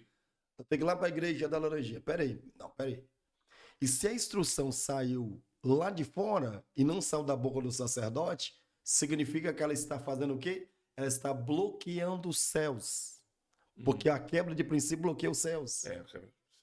Quer ver uma coisa? Vamos pegar uma fato que todo mundo cita, que eu acho interessante. Elias disse assim, ó, segundo a minha palavra. Só que todo mundo pensa que Elias está dizendo segundo a minha palavra. Elias está dizendo segundo a sua palavra. Ele está pegando Deuteronômio capítulo 28, na falha da quebra de princípio. Está dizendo assim, ó, segundo os princípios que vocês quebrou, não cai a chuva nem orvalho. Porque abandonou o Senhor, o céu se Exato. A palavra dele estava alinhada com a palavra. Exatamente. Então não pode, por exemplo, Deus não pode dizer para mim assim, Gilberto, saia daqui do pastor Diogo e vai para a direita. Mas isso, se Deus tiver a intenção de me levar para outro espaço geográfico, vai falar com ele. Ele que vai me enviar, vai dizer assim, olha, eu recebi um direcionamento de Deus que você pode fazer isso ou aquilo. Mas para mim, a pessoa ela prefere muito mais. Aí tem alguém que está ouvindo nós agora, está dizendo assim, então quer dizer que eu sou direcionado por homens. Não, você não é direcionado por homens. Mas a Bíblia não mandou anjos para te pastorear porque você não teria capacidade. Por isso que você tem que ser direcionado por homens. Agora, quando a pessoa fala assim, mas Deus me falou. Todas as vezes que uma pessoa coloca Deus nos falou é porque ela não teve o caráter dela alinhado ao propósito de Deus e ela nunca teve um encontro pessoal com Jesus. E ela talvez não assuma uma responsabilidade. Na verdade, é porque é tipo assim, é mais fácil eu dizer, porque Isso. quando alguém diz para mim assim, Deus falou, ele me desarmou. Valida, né? Por mais que eu fico desarmado. Se a pessoa fala para mim, Deus falou, quem sou eu para falar alguma coisa? Deus falou. Deus falou, ué. A primeira coisa quando alguém fala isso comigo hoje, que eu tô dentro desse ambiente profético, hoje, quando alguém diz para mim assim, Deus falou, eu falei assim, ok, Deus falou, de que forma Deus falou com você? Boa. Não falou assim, eu falei assim, ok, e por que Deus não vai cumprir isso lá na sua vida, por que ele não pode cumprir aqui? Terceira coisa, por que realmente você quer sair daqui? Aí a pessoa vai dizendo, porque Deus falou, eu falei assim, tá, mas você está saindo daqui porque você tem algum problema com A ou com B? Ou comigo? Aí a pessoa já olha assim e fala assim, aí ela vamos dizer assim, ela abre a janela. Ah, pastor, porque eu não concordo com o senhor. Eu falei, então, vamos lá. Então, Deus não mandou. Porque você está saindo ferido. Deus não pode tirar do ambiente ferido para te curar em outro lugar. Deus precisa te curar aqui para tirar você, então. Levar doente para lá, vai. Porque se eu levar um enfermo para outro lugar, é a mesma coisa mudar de hospital. E a medicina vai dizer a mesma coisa no hospital A, no B vai dizer a mesma coisa que eu preciso fazer, é o mesmo. O diagnóstico é o mesmo. É o mesmo. Isso aí é brabo, isso aí é forte. Sabe o que eu estou fazendo quando eu mudo de hospital? Eu só estou dizendo para minha doença, dizendo assim, eu vou te dar mais um tempo para você ficar aqui em mim. E o problema também é que tu vai ter que refazer os exames. É mais outro processo. Vai demorar. Eu estou dizendo assim, eu tô evitando a cura. Estava prestes para ser curado. Mas eu estou evitando, porque quando eu mudo de hospital, é a mesma coisa que a igreja.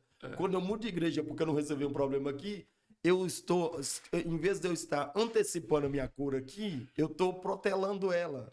Estou dizendo assim, não, pode ficar aí, porque você é minha amiga, você fica aí. As pessoas, né, elas gostam de usar o profético, né, para validar algumas atitudes dela. Isso, também. Elas gostam de usar essa arma profética, não porque Deus falou. Aí que está o problema. Eu fui na igreja lá, e aí Deus usou um profeta lá para falar comigo. Né? Ou seja, elas pegam isso e traz para ela. Agora está um problema aqui, ó, para você ter ideia. Esse que é o perigo. Por isso que eu falo que quando a via sai daqui debaixo do sacerdote, e ela começa a ser, vamos dizer assim, ela começa a andar de forma independente, ela começa, o filtro dela, ela começa o quê? Começa a fechar. Aí ela começa a produzir emoções. E aí a pessoa que está ferida aqui, ela chega lá e recebe uma palavra, porque o de lá não tem nenhuma autoridade ou validação para estar falando assim, ela está soltando. Ou seja, eu sempre digo uma coisa, quando alguém vem me falar uma coisa, já aconteceu comigo em vários lugares, eu tenho 7 anos que eu entro e saio das mesmas igrejas, apóstolo. Certo. Ou seja, eu não tenho nenhuma porta nesses 7 anos fechada. Eu entro e saio porque eu tenho um princípio. Eu aprendi a respeitar o sacerdócio da igreja. Certo. Um dia alguém me liga e diz assim, pastor, o senhor pode orar por mim? Eu digo assim, ok, posso, mas primeira coisa, quem é teu pastor? Fulano de tal. Segunda coisa, ele sabe que você está ligando para mim? Não. Eu falei assim, tá, e você quer minha oração? Eu falei assim, qual o efeito que a minha oração vai ter sobre a sua vida? Não, porque o senhor é profeta. Não, foi tá errado. Porque a minha oração ela só tem validade quando o seu sacerdote, que é seu pastor, me dá legalidade e autorização para orar por você. Uau. Ah, mas o senhor não é profeta? Eu falei assim, por isso mesmo que eu estou dizendo para você, que a legalidade da minha oração só tem se o seu apóstolo, seu pastor, seu evangelista, quem sei, seu bispo, me dá autoridade legal para orar por você, senão você está fazendo eu perder meu tempo. Se a igreja entendesse isso com amplitude... Outra coisa, nunca recebi uma oferta de alguém que não viesse do altar. Nós temos aquele amigo lá, o JP, que é o meu pastor. Pastor, como é que você faz isso? Eu faço, não, faço não. Eu estou cumprindo o princípio, eu estou me blindando para que os céus sempre estejam abertos à minha vida. Uau. Quando alguém vai me dar uma oferta, a primeira coisa que eu pergunto é assim, você quantas ofertas deu para o seu pastor? Eu estava cuidando de uma igreja com um pastor mesmo, porque ele foi fazer uma cirurgia lá em Alphaville, um apóstolo, e eu me lembro que eu fiquei um mês que eu estava recuperando, e eu estava lá no culto da segunda, na quinta, no domingo, eu fui da Espanha, morar na Espanha ainda, e eu fui cuidar da igreja para ele pela confiança que ele tinha em mim. Na última semana que ele estava regressando, eu terminei, ele pediu para fazer uma conferência de 3 dias, nós fizemos uma conferência de 3 dias, e aí o que acontece? No último dia chegou um casal e disse assim, pastor, Deus falou conosco para te dar um carro. Primeira coisa que eu pensei, eu falei assim, bom, eu moro na Espanha, vou pôr esse carro aonde? Vou ter que pegar daqui de São Paulo e levar para Belo Horizonte para casa da minha irmã. Aí vai ser outro trabalho, porque eu já deixei um outro lá, que era o do acidente que me envolveu. Eu falei assim, tá, Deus falou com você? Sim, pastor, tem 3 dias na conferência, Deus falou comigo. Eu falei, você congrega onde? Aqui. Quanto tempo? 8 anos. Eu falei, ok. Deixa eu te fazer uma pergunta. Quantos carros que você deu ao apóstolo? Não, ele não precisa. Falei, não, peraí. Vou perguntar de novo. Quantos carros que você deu ao apóstolo? E ele disse para mim assim, não, ele não precisa, porque ele tem esse carro. Eu falei, tá. Você está 8 anos onde você tem alguém que levanta de madrugada quando você não sabe estar orando pela sua vida. Alguém que cuida, te pastoreia e vela pela sua vida, como Hebreus 3 diz. Alguém que está aqui 8 anos te alimentando e você nunca deu um carro para ele, vai dar para mim, que estou aqui um mês. Você não conhece minha vida, você não sabe se eu sou casado, se eu sou um bom marido, se eu sou um adúltero, se eu sou um prostituto, se eu sou um sem vergonha, se eu sou um estelionatário, um defraudador. Ah, mas é muito raro ter um homem assim. Eu falei assim, peraí, se você me conheceu no mês, você já está me dando uma semente que para mim ia ser a melhor semente, que eu ia pegar ele e vender. Mas você nunca plantou. Eu falei assim, o dia que você plantar um carro na vida do seu apóstolo, você planta um carro na minha vida. Uau. Resultado, para você ter ideia, foi agora em 2019 para 2020. Ele pegou e levou um confronto, ficou sem entender, e pegou o carro, que era um carro mais ou menos R$80 mil no Brasil, e doou o carro para um apóstolo. Na pandemia, ele tem umas lojinhas lá no Brás. Na pandemia, todo mundo com as lojinhas fechadas. Ele em casa só tinha 5 funcionários nas lojinhas, passou a ter 20 funcionários durante toda a pandemia. Jogou tudo no online. Ou seja, ele vendia e mandava toda a mercadoria, tudo por correio, por transportadora. E disse assim, pastor, foi a época que eu mais ganhei dinheiro na minha vida, uns 10 carros daquele apóstolo. Ou seja, prosperou ele. Eu falei, claro, você honrou o sacerdote da sua casa. Ou seja, porque Deus não pode falar contra o altar jamais. Uau, Deus não pode falar. Deus não pode, apóstolo. As pessoas precisam entender. Você que está me ouvindo aí, presta atenção. Tudo que Deus falar que vai contra o altar não é Deus. Porque Deus não fala contra o altar. Isso é fortíssimo. De tanto que com o altar quem trata é Deus. Quem trata é Deus. Ah, pastor, meu pastor está em pecado. Deixa ele quieto, vai orando. É Deus que trata com ele. Deus Você não pode tocar naquilo que Deus deu. Forte, hein?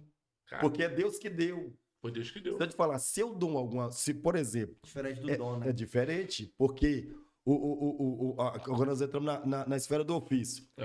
Deus deu apóstolo Diogo. Se é Deus que deu, o único que tem potestade sobre ele é Deus. Ou seja, não existe outra autoridade maior que pode tratar com ele a não ser Deus. Porque é Deus que deu, não foi a igreja que escolheu. Aí a igreja acha que foi ela que escolheu e ela pensa que ela pode tratar com aquilo que não foi ela que não foi a escolha dela, foi a escolha de Deus. Isso é forte. A igreja, na verdade, então reconhece. É o reconhecimento. Mas quem deu foi Deus. É Deus que deu. Ou seja, Jeremias diz assim, e vos darei pastores segundo o meu coração. Ou seja, a escolha é de Deus. Jesus disse assim, eis que eu vos envio a lugares assim, vocês vão passar por isso, por aquilo. É ele que está enviando, não é uma escolha da igreja. Fortíssimo. Antes da igreja tomar forma, primeiro ele levantou o sacerdócio. Porque ele não juntou a igreja para depois levantar o sacerdócio.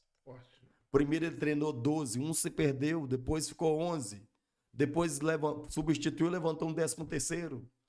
Mas ele escolheu primeiro para depois trazer. Quando Pedro pega e ganha 3.000 almas, a igreja vem agora porque existe o sacerdócio. Que isso. Bravo. Aí a pessoa pensa assim, não, o pastor Diogo só vai prosperar se eu estiver aqui. Mentira, você pode ir embora. Porque ela não depende do homem, depende daquilo que Deus deu. Rapaz, isso aí é bravo. Vai dar bug na cabeça do pessoal aí.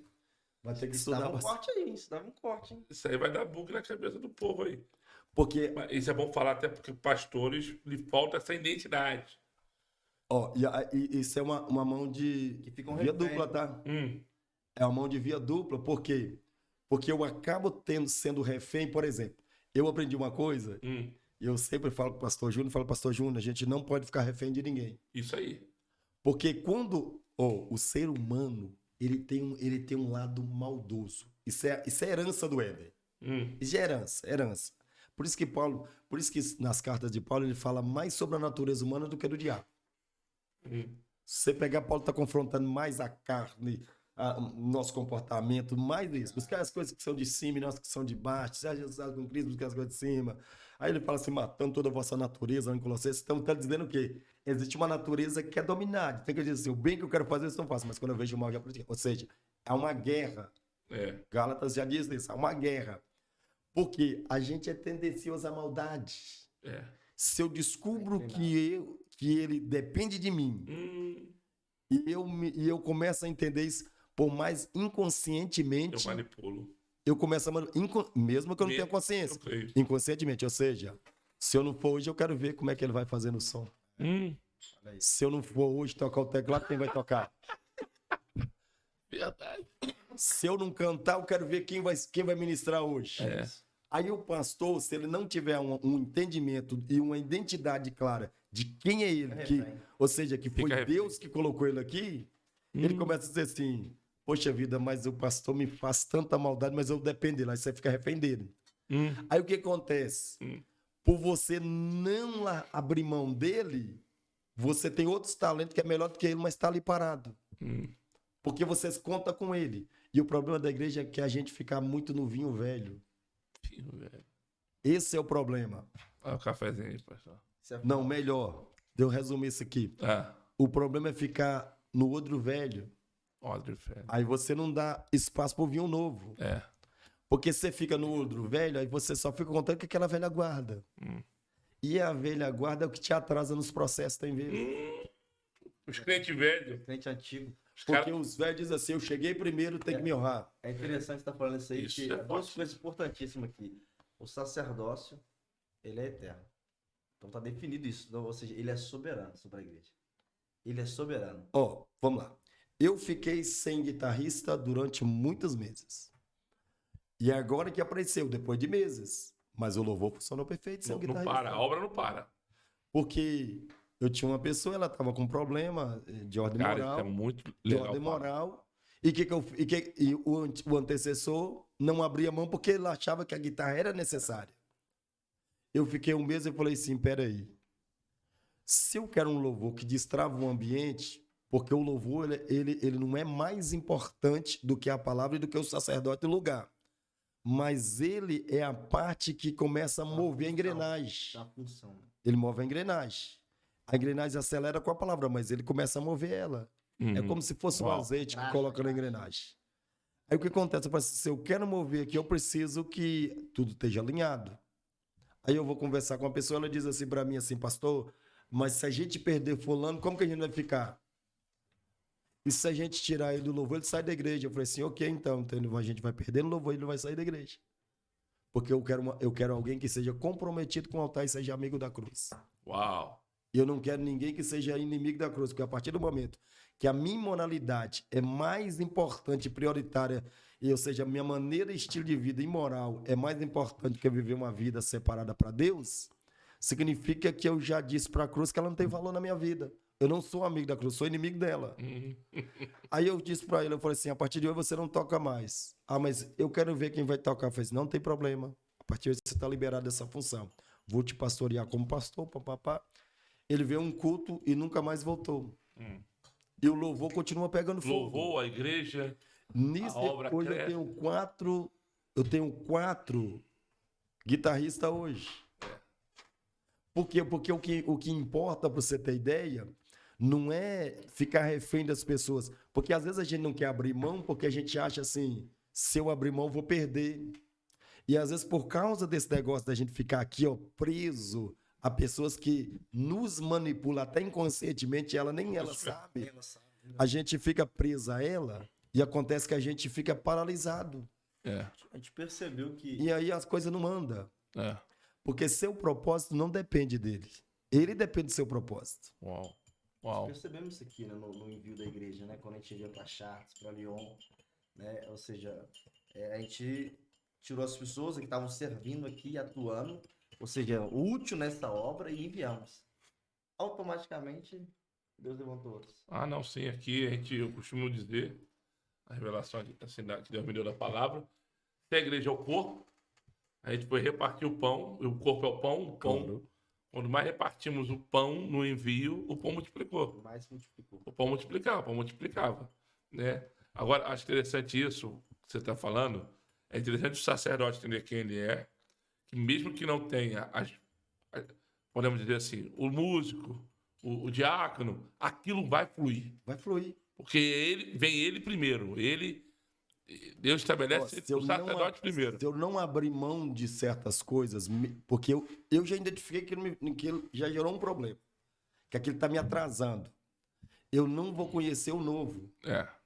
Porque às vezes eu tenho uma pessoa boa, com boa índole, crente, pessoa de oração, pessoa que quer se entregar, mas ela não encontra espaço porque tem alguém ocupando o espaço que nem é dela mais, que deveria ser dela. Entender, mas... o que eu acho também, o outro lado é o seguinte, pro outro sentido é quando eu começo assim, isso só funciona quando eu faço. Exato, aí é o problema. Porque quando eu acho que eu sou funcional demais. E no reino não é funcional, é propósito. É isso aí. No reino não se move por funcionalidade, se move por propósito. Ou seja, tudo que eu faço tem que ter um propósito nele. E Deus só dá qualquer... Seja... que as pessoas não entendem. Vamos lá. Quando a gente fala... Vamos entrar aqui, voltar no profético. Quando a gente fala de ambiente profético, de dons e de ambiente profético, as pessoas não entendem que começar lá do estacionamento até o altar, tudo é profético. Tudo é profético. O culto é profético. Dentro da esfera profética está os dons, está o ofício que move aqui dentro, está o ofício, está o cara que cuida do estacionamento. É profético. Se o cara entender isso, é profético. Ele entender isso. Vamos ajudar aqui, né, pessoas que têm dificuldade, como o senhor compartilhou comigo hoje à tarde, né?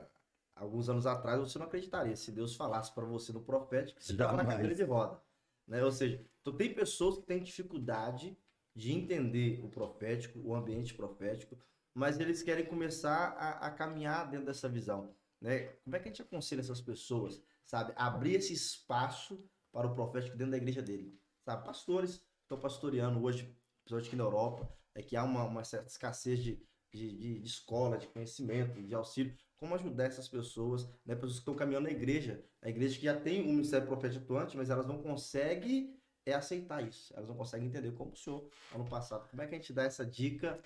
A primeira coisa que precisa fazer é que você, como sacerdote da igreja, como um ofício que gere a igreja, você precisa começar a criar cultura profética. Como é que você cria a cultura profética? Você tem que começar a criar o ambiente. Você tem que despertar o interesse das pessoas. Se você não entende a veia profética, ou você até move, mas tem dificuldade, você precisa começar a fazer o quê? Treinar, trazer treinadores. Vamos lá, por exemplo. Eliseu andou com Elias 10 anos, segundo a história. 10 anos. Certo. E 10 anos, a primeira coisa que Elias fez para Eliseu, se você observar, fez Eliseu se apaixonar pelo sobrenatural. Porque não tem nenhuma manifestação nesses 10 anos. Ou seja, Elias desaparece do cenário. A primeira coisa que Elias fez com Eliseu foi, primeiro, você precisa se apaixonar pelo sobrenatural, por essa atmosfera profética.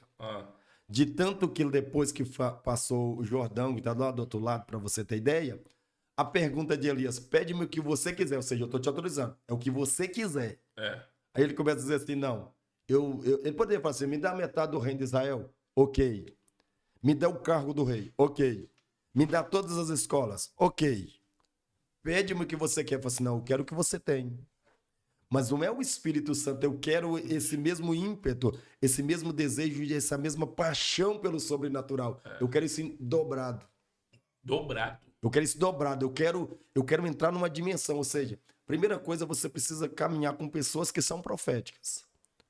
Você precisa andar com pessoas que são proféticas de verdade. Não só pessoas que se movem, não, pessoas que são proféticas, e você começa a estabelecer esta cultura. E por que você precisa de pessoas proféticas? Porque todas as pessoas que se movem no profético, sejam ofício, elas são maduras. Elas nunca vão te causar problema no lugar.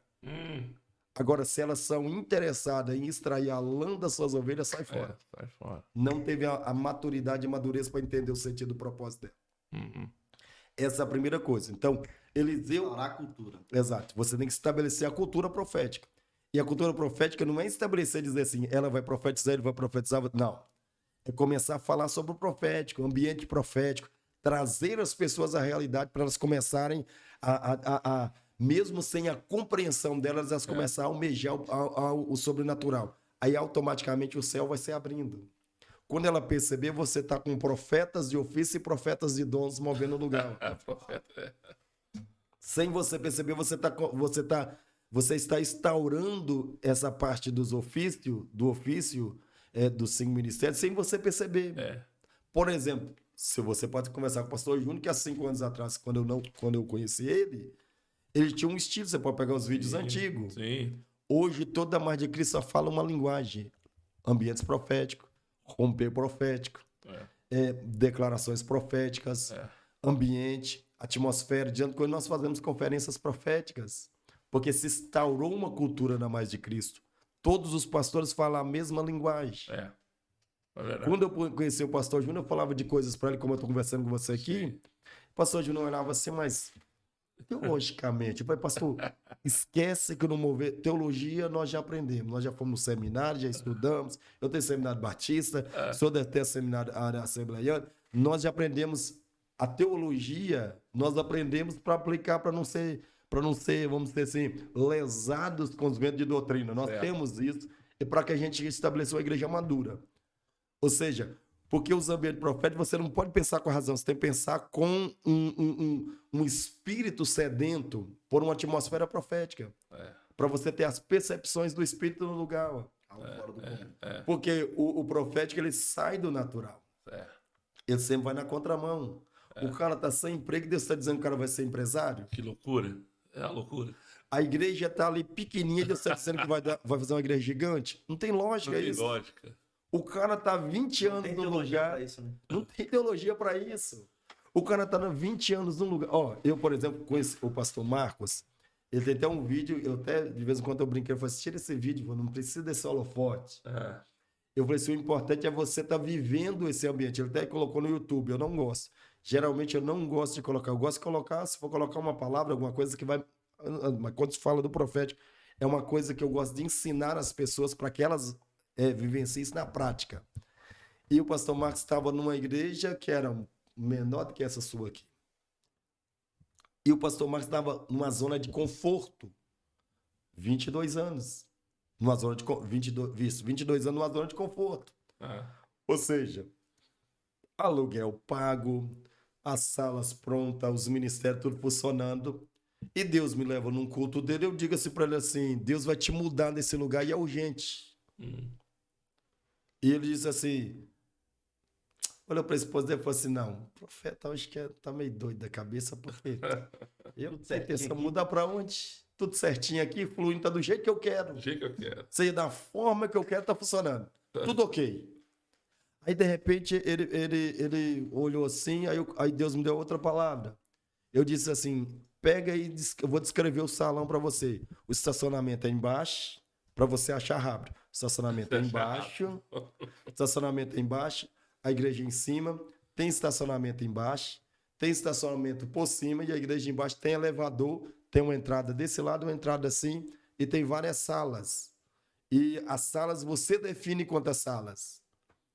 Soltei a palavra para ele. Ele, na hora da gente, ele diz assim, ô pastor Gilberto, eu te conheço. Mas esse local aqui em Mogi das Cruzes é impossível. Mas bom, só que eu vou esperar Deus trabalhar no meu coração. O que acontece?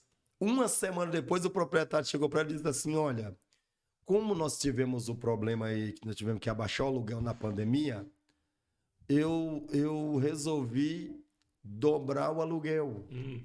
Ou seja, de um valor X você vai pagar X, porque na pandemia eu tive percas. Ou você renova o contrato com esse valor, ou você tem um mês para desocupar o lugar. Meu Deus. É Deus apertando. Aí ele disse assim, e agora? O que eu vou fazer? O que ele fez? Chamou o menino da tesoura e falou assim, você que conhece Mogi das Cruzes melhor do que eu, vamos correr, Júlio, vamos atrás de um lugar. Aí viu um salão, olhava, não é aqui, não senti, esqueceu da profecia, só que estava gravado no YouTube, esqueceu da profecia. Aí ele olhou de um lado, olhou para o outro e falou, não achou. Quando ele desistiu, falou assim, vamos pagar o que o proprietário quer então. Mesmo que a gente vai passar um tempo apertado, mas a gente está com toda a estrutura montada. Na semana que ele vai, pede o contrato, aí o menino, uma outra mulher lá da imobiliária ligou e falou assim, pastor Marcos, eu tô com um salão aqui, se você não quer dar uma olhada nele, o proprietário, ele não mora aqui, mas se o senhor quiser dar uma olhada nele, só que vai gastar muito, porque é muita coisa. É um salão com várias repartições, mas eu acho que para a igreja serve.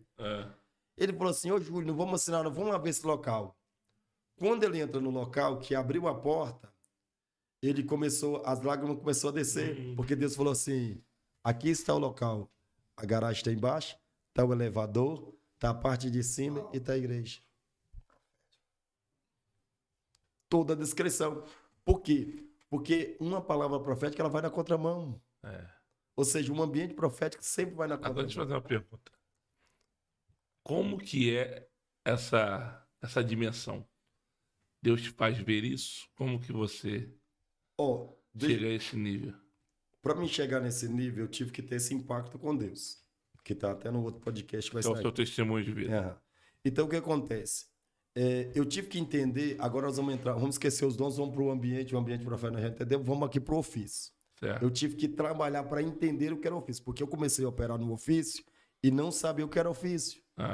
Porque a minha mente teológica dizia que era um dom. Certo. Quando eu começava a abrir uma tela, como se fosse essa tela, um cinema na minha frente, eu começava a ver toda a vida do pastor Diogo numa tela, e não era uma coisa que era uma impressão no meu espírito, eu estava de olho aberto e vendo toda uma dimensão, isso começou a me assustar. Porque aí entrou uma confusão na minha cabeça. Qual foi a confusão? Porque eu tinha amigos antigos que eu sempre brincava com eles. Porque, às vezes, por exemplo, hoje eu evito o máximo entrar bem profundo dentro de um, assim, vamos dizer, numa dimensão profética. Hoje eu estou evitando. E aí você me diria assim, por que você está evitando? Porque, às vezes, principalmente se eu vou a primeira vez numa igreja, para não assustar o ambiente. Para que as pessoas não fiquem... ela fica assim, ache isso uma novidade, ou para que as pessoas não fiquem assustadas. Primeiro, você precisa criar uma cultura.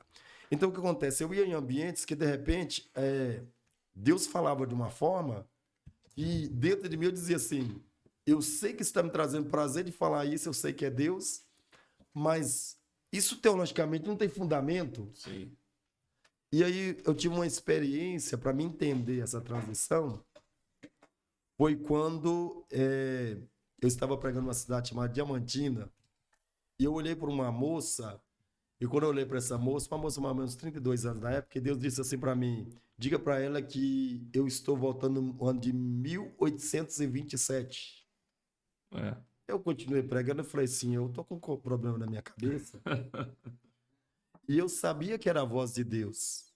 Porque eu sabia, eu já tinha a percepção de discernir o que era a minha consciência, o que eram minhas emoções, o que era a voz de Deus. Certo. E Deus falou assim, 1826? Não tem lógica. Aí Deus falou assim comigo assim, abriu uma tela como se fosse essa. E eu estava vendo uma senhora toda negra, com as mãos acorrentadas de uma espécie de senzala. Aí Deus falou assim comigo assim, diga para ela que eu vou fazer isso e isso. Que o que aconteceu lá na tataravó dela, eu disse assim, moça, eu vou te falar só o que eu tô vendo. Na sua tataravó, que ela foi violentada pelos próprios irmãos. A sua tataravó, que era filha dessa que eu estou vendo em 1826, foi violentada por seus irmãos. Aí veio falando, quando chegou na bisavó, eu disse assim, a sua bisavó teve 2 casamentos. Um ela morou junto e o outro ela saiu para morar com esse outro, porque o primeiro abandonou ela, mas o segundo ela teve um problema e ela nunca mais casou ou se relacionou com alguém, porque os seus próprios irmãos violentaram ela. Nossa. E eu falei assim, a sua avó, quando eu falei a sua avó, a senhora que estava lá no canto deu um grito que era a mãe dessa menina. Porque quando eu falei a sua avó, eu falei, se a avó teve um problema semelhante, a mãe dela que está lá no canto gritou. Aí eu falei, o que você é delas? Mãe, eu falei, fica aqui do lado dela aqui. E eu falei assim, engraçado que a senhora teve o mesmo problema do que a sua mãe. Aí a mulher desmanchou. E eu falei assim, e isso é uma coisa que eu não entendia muito, depois que eu fui entender o que estava acontecendo. E eu disse assim, engraçado que a sua filha tem o mesmo problema. E a menina desmanchou. E eu não entendi, porque isso me assustou. E me assustou. Porque quando eu disse assim, você teve o mesmo problema com o irmão, com meu irmão parte de pai.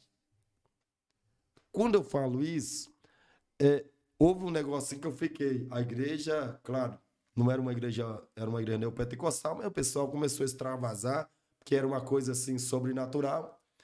E aí, quando eu vou conversar com a moça foi na igreja porque queria uma resposta de Deus. Ela queria uma resposta de Deus porque ela queria largar o casamento. Peraí, uma resposta de Deus para largar um casamento? É ilógico. Não estou falando de um namoro, de um casamento. E quando ela falou, por quê? Aí quando nós vamos conversar com ela em particular, por quê? Porque o seu irmão havia abusado dela dos 11 aos 13. E isso criou um trauma e ela fechou. Ela não conseguia se relacionar. E naquele dia eu fui entender que isso não era um dom profético só. Isso era um ofício. E aí eu entendi um nível que alguns vão assustar agora. Certo. que no profético você tem 3 dimensões. Você tem a esfera da profecia, a esfera das visões e a esfera dos sonhos, que são visões. Só que essa esfera do profeta, aqui, ó, a esfera do profeta, é aquela que o profeta borbulha, fala, expressa. Ou seja, ele está falando, comandando, direcionando. É a expressão, que pode haver vários tipos de manifestações. Pode ser verbalizada, tanto por uma impressão no Espírito que Deus dá, como também pode ser uma ação pela própria palavra que ele prega. A palavra se converte numa palavra profética. Certo. Aí tem um nível das visões e dos sonhos. Só que nesses níveis dos sonhos, lá fora eles banalizaram isso. Isso é um nível de evidência. Aí a pessoa diz, pastor, tu tá falando de evidência? Aí quando você fala de vidente, a pessoa já associa o quê? A bruxo. A bruxo. Não é vidente. Lá fora é claro e vidente. Alguém que pode ver o passado ou pode ver as situações, detalhes do presente. Agora, um vidente é a mesma expressão na Bíblia que é profeta. É mesmo. Porque Samuel era vidente. Isso, é. E tem vários outros textos que falam que os profetas eram videntes. Nessa manifestação profética, dentro do ofício que você tem as visões, você está num nível que você transita no mundo espiritual. Ou seja, quer ver uma coisa? Paulo diz assim para a igreja de Coríntios, eu sei tudo que acontece aí. Eu estou escrevendo porque eu sei de tudo que está acontecendo. Eu não estou em corpo, mas meu espírito está aí. Eliseu está lá na casa dele e todos os planos que o rei da Cera faz, ele fala assim, não passa por isso aí porque o rei da Cera veio aí. Aí um dia o rei da Cera ficou, peraí, tem alguma coisa errada aqui? Tem um traidor. Tem um traidor, tem um espia aqui. Aí um anônimo vai dizendo, não, porque ele tem um profeta lá. E quando a gente tem o espírito dele sai e vem aqui ver. Não é que o espírito saia.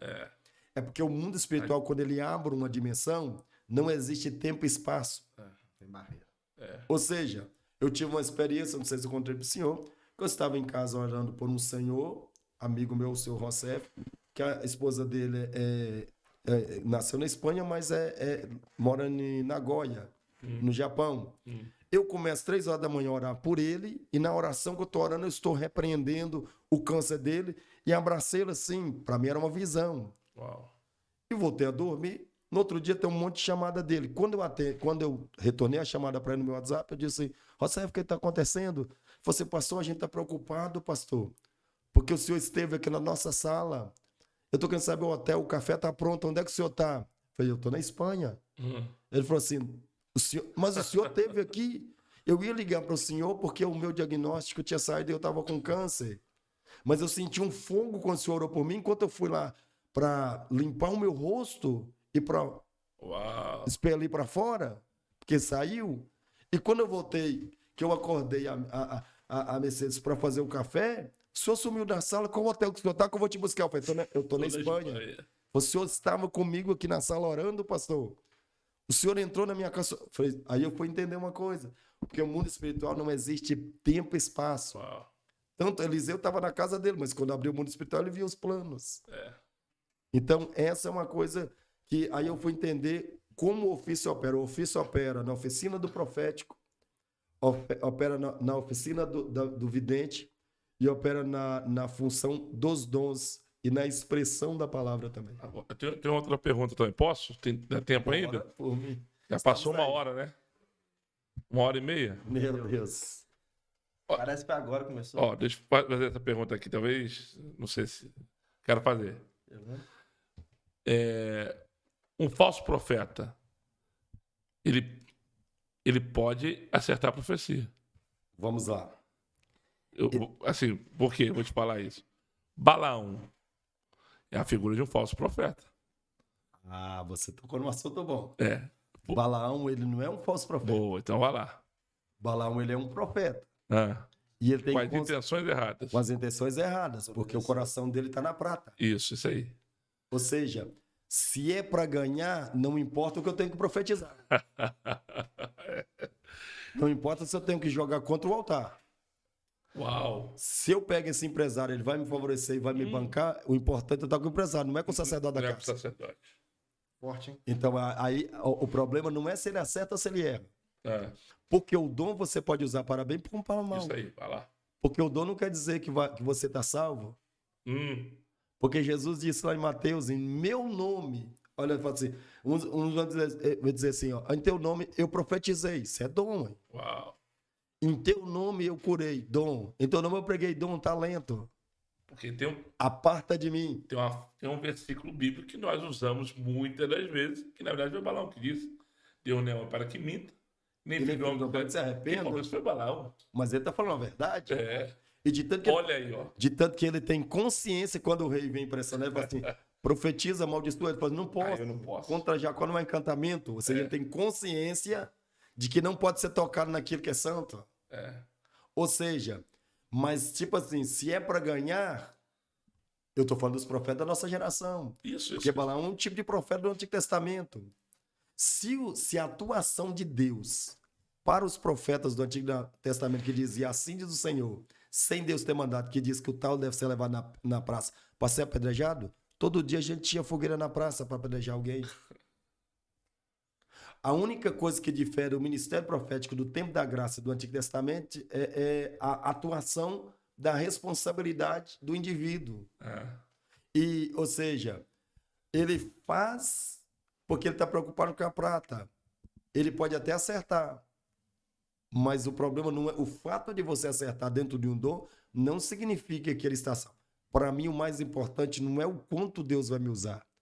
É o quanto de segurança e de pureza que eu tenho no meu coração se eu vou para o céu. É o que nós falamos também, né? Hoje nós não temos um problema só de ter o falso profeta.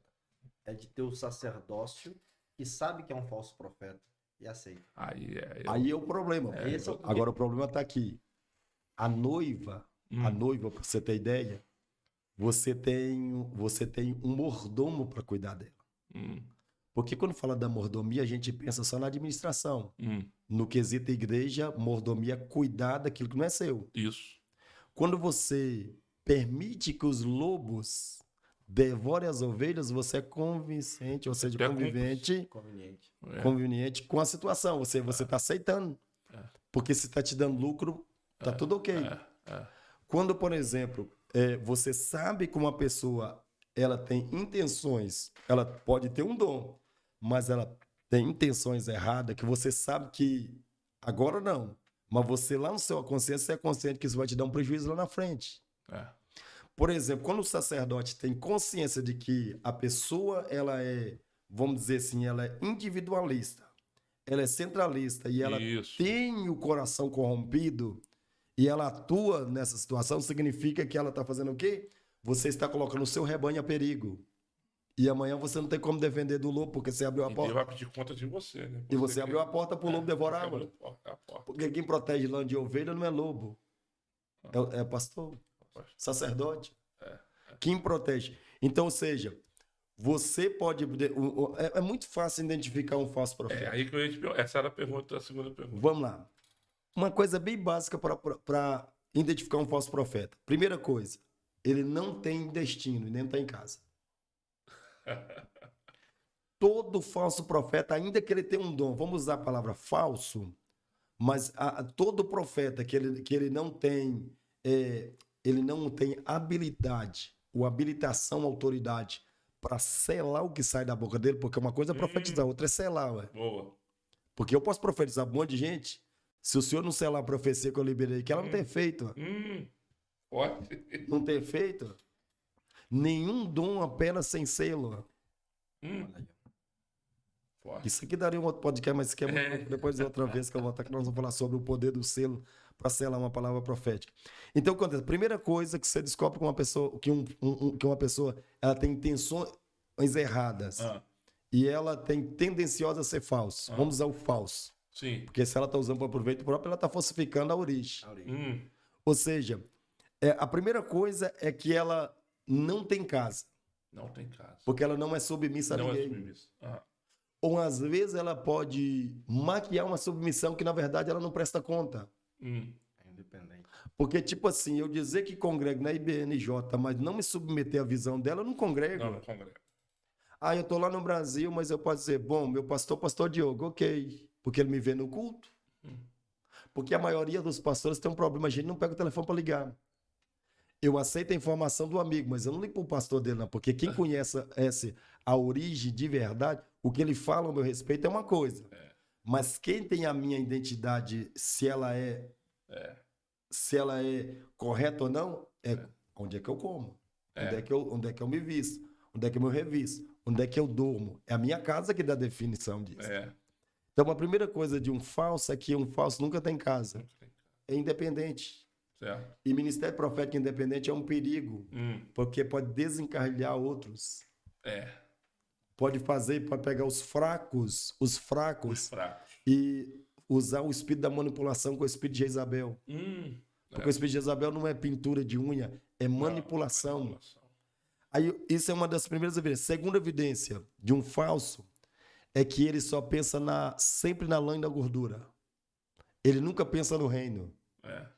A mensagem dele pode ser a mensagem mais bonita do lugar, mas o resultado dela é financeiro. Ele pensa no benefício dele. Exato. Porque o resultado é financeiro. E, na verdade, assim, nem só financeiro, mas o ego. O ego. Eu sou aplaudido. Eu preciso. Isso. Porque ele quer construir uma coisa, porque se amanhã ele precisar tirar proveito, ele sabe onde é que tira. Forte. Outra coisa que você descobre que é um falso, a origem da sua mensagem. Se a mensagem dele não é pautada dentro daquilo que está escrito, porque eu posso dizer assim, diz o Senhor, e o instrumento é humano e pode falhar. Mas o que respalda a minha profecia é o assim, não é o assim, diz o Senhor, é o que está escrito. Tá depois, né? É o que está escrito. Porque o que está escrito é maior do que o assim, diz o Senhor, do que aquilo que eu digo. Ou seja, porque o assim, diz o Senhor, ele pode falhar porque o instrumento é humano, mas assim está escrito, não. Boa. Assim está escrito. Ou seja, eu tenho que ser convalidado e validado pela palavra. E a palavra me gera o quê? Submissão, honra de princípios. Gera uma série de coisas. Ou seja, se esses valores não fazem parte de um ofício ou do ministério profético, a tendência de eu colocar meu rebanho a perigo está ali, ó, um pulo. Poderoso. Eu tenho muitas perguntas. Tenho muito. Porque, por exemplo, eu dou uma palavra profética sobre cura. A pessoa não foi curada. Morreu. Isso me define falso profeta? Não. Porque aqui tem um detalhe. Vamos lá. Estou eu orando por uma senhora cancerosa. Vou sugar o homem. Estou eu orando por uma senhora cancerosa e não foi uma visão, não foi uma tela que abriu. Não, foi uma palavra proferida. Foi uma impressão no meu espírito. E Deus diz assim, diga para ela que ela está curada. Eu disse assim, foi uma impressão. Só que eu não disse, que eu não usei o nome de Deus. Porque foi uma impressão rápida, eu não tive tempo, porque você tem que pegar o profético, por isso que nós estamos desenvolvendo um treinamento que chama-se Profecia Florense. Porque Paulo diz que em parte profetizamos e em parte conhecemos. Sim. Isso é outra coisa, deixa eu Vamos lá. Aí veio uma impressão e eu entendi que a voz não era minha, era a voz de Deus. Certo. Eu disse, diga para ela que ela vai ser curada. Na outra semana eu recebo o telefonema que ela morreu. Morreu. Aí eu disse assim, eu entrei em choque e disse assim, agora. Meu Deus. São falsos. Aí as pessoas que não entendiam, disse pra filha da mulher, tá vendo como é que é ruim ficar correndo atrás de profecia? Só que eu orei por ela debaixo da autorização do pastor dela. E aí passou, e um belo dia eu recebo o telefone dele, pastor, você pode vir na minha igreja? Tá, eu falei, vou embora. Só que dentro de mim, na hora a gente lembrei na hora, eu falei assim, gente, foi na igreja eu profetizei e a mulher morreu. Aí quando eu chego no culto, cheguei um pouco já na hora do culto já subi, o pastor me deu uma palavra, porque eu tinha que descer de avião num lugar e depois pegar um ônibus, cheguei quase na hora do culto, fui pregar. E assim, bem de frente, na terceira fila, quem tá lá? A irmã olhando, com toda a família olhando pra mim. E aí eu tô pregando, eu disfarçava, olhava pra lá. Naquele dia eu não fluí em nada, nem na palavra, nem nada. Porque eu estava mais intimidado. Porque a minha consciência estava dizendo assim pra mim, tá vendo? Você disse que Deus falou, mas olha aí, ela morreu. Quando termina o culto, o pastor fala assim, aquela família quer falar com o senhor. Falei assim, agora que deu ruim. Passou. Aí chegou, quando a mulher entra, ela fala assim, pastor, posso te dar um abraço? Eu falei assim, pode. Fiquei pensando, falei assim, meu esposo pode dar um abraço no senhor? Viu, o esposo dela me abraçou. Aí ela disse assim para mim, deixa eu te falar com o senhor. No começo, muita gente disse assim para mim, que minha mãe, o senhor disse que minha mãe ia ser curada, mas a cura não era para minha mãe, porque minha mãe estava salva. Ela cantava todo dia o hino, Oceano Celeste. Ou seja, o hino 2 da harpa, ela queria ir para o céu. O prazer dela diz assim, não, minha filha, eu não quero que ninguém ore para mim, eu quero ir para o céu. Meus dias aqui, já cumpri minha missão. Vocês estão grandes, vocês só precisam servir a Deus agora. E quando a minha mãe morreu, o meu esposo tinha pavor de igreja, porque ele tinha um ódio mortal de um pastor. Aham. Ou seja, quando você falava o nome igreja, qualquer coisa que associava a igreja, ele levantava da mesa. E ele ficava irado, ele era branco, ficava vermelhinho, pastor. Sabe o que aconteceu? Quando a minha mãe morreu, que estava toda a família junto, quem apareceu? O pastor que feriu ele, pastor. Ah. E naquele dia o pastor abraçou ele e disse assim, a sua sogra, ela foi para o céu. Uma mulher de Deus, eu aprendi muita coisa com a sua sogra. Aham. Mas uma delas que eu aprendi é reconhecer quando eu erro. Ai. E eu queria lhe pedir perdão. Aí quando ele pediu perdão, tá ele aqui que pode testemunhar, pastor. Foi como se a vida voltasse para dentro dele. Ou seja, ele foi curado, pastor. Aham. E ele disse para mim, pastor, hoje eu sei o que é perdão. E hoje eu estou ajudando o pastor porque eu falo de perdão, porque eu sei o que é perdão. Eu estava morto e revivi. Uau. Ou seja, a cura não era para física, era na alma do rapaz. Pô. Ih, tem muita coisa. Obrigado. Então, às vezes, tem coisas que a gente pensa que pastor, por exemplo, vou ter uma experiência que eu tive com o Carlito Paz. Sim. Pra gente encerrar. Pastor João me pede para pastor Carlito Paz, eu orei, falei uns negócios para ele lá. Mas no meio da mensagem profética, eu disse para ele assim, olha, eu tô vendo um terreno, que eu tô vendo a cidade ampliando, e tô vendo um terreno grande. E eu estou vendo um moço que tem muito dinheiro, que vai colocar o dinheiro e vai dizer para a igreja assim, paga do jeito que você quiser. Para que a igreja possa ampliar, construir a faculdade, papapá. E eu estou dizendo assim, esse homem está fazendo isso, vai fazer isso. Aí o Carlitos disse assim, terminou, recebeu a palavra e disse assim, se alegrou e disse assim para mim assim, pastor Júnior, esse terreno, esse moço que ele falou que ia colocar, porque é um valor gigantesco, semana passada já colocou o dinheiro. Na minha cabeça, o que eu vou pensar? E eu errei. Ou seja, que eu estou falando uma coisa, só que aí naquele dia eu entendi uma coisa. Eu tinha acabado de chegar de Belém, eu estava cansado, sou ser humano. Sim. Eu não sou anjo. Eu como, durmo, tenho dor de cabeça, um monte de coisa. Como eu estava voltando de Belém, o pastor não havia segurado ele para que eu orasse com ele, junto com ele, o que acontece? Eu estava tão cansado que eu não discerni o tempo profético. Isso aqui daria um outro podcast. Não, é o tempo profético, porque o profeta trabalha com passado, presente e futuro. Às vezes tem coisas que estão alinhadas para o futuro, eu estou falando no passado. E às vezes tem coisas que estão alinhadas ao passado, está no presente, eu estou lançando para o futuro. Por isso que você tem que ter a veia profética bem filtrada e bem alinhada, tanto com o sacerdócio da igreja, com o Espírito Santo e com intimidade com Deus, para que você não perca o tempo. Ou seja, não é que eu não errei a profecia, eu perdi o tempo, mas o homem apareceu. Sim. Ou seja, eu perdi o time profético, o tempo profético, entendeu? Entendi. Pastorzão, obrigado. Poderoso, hein?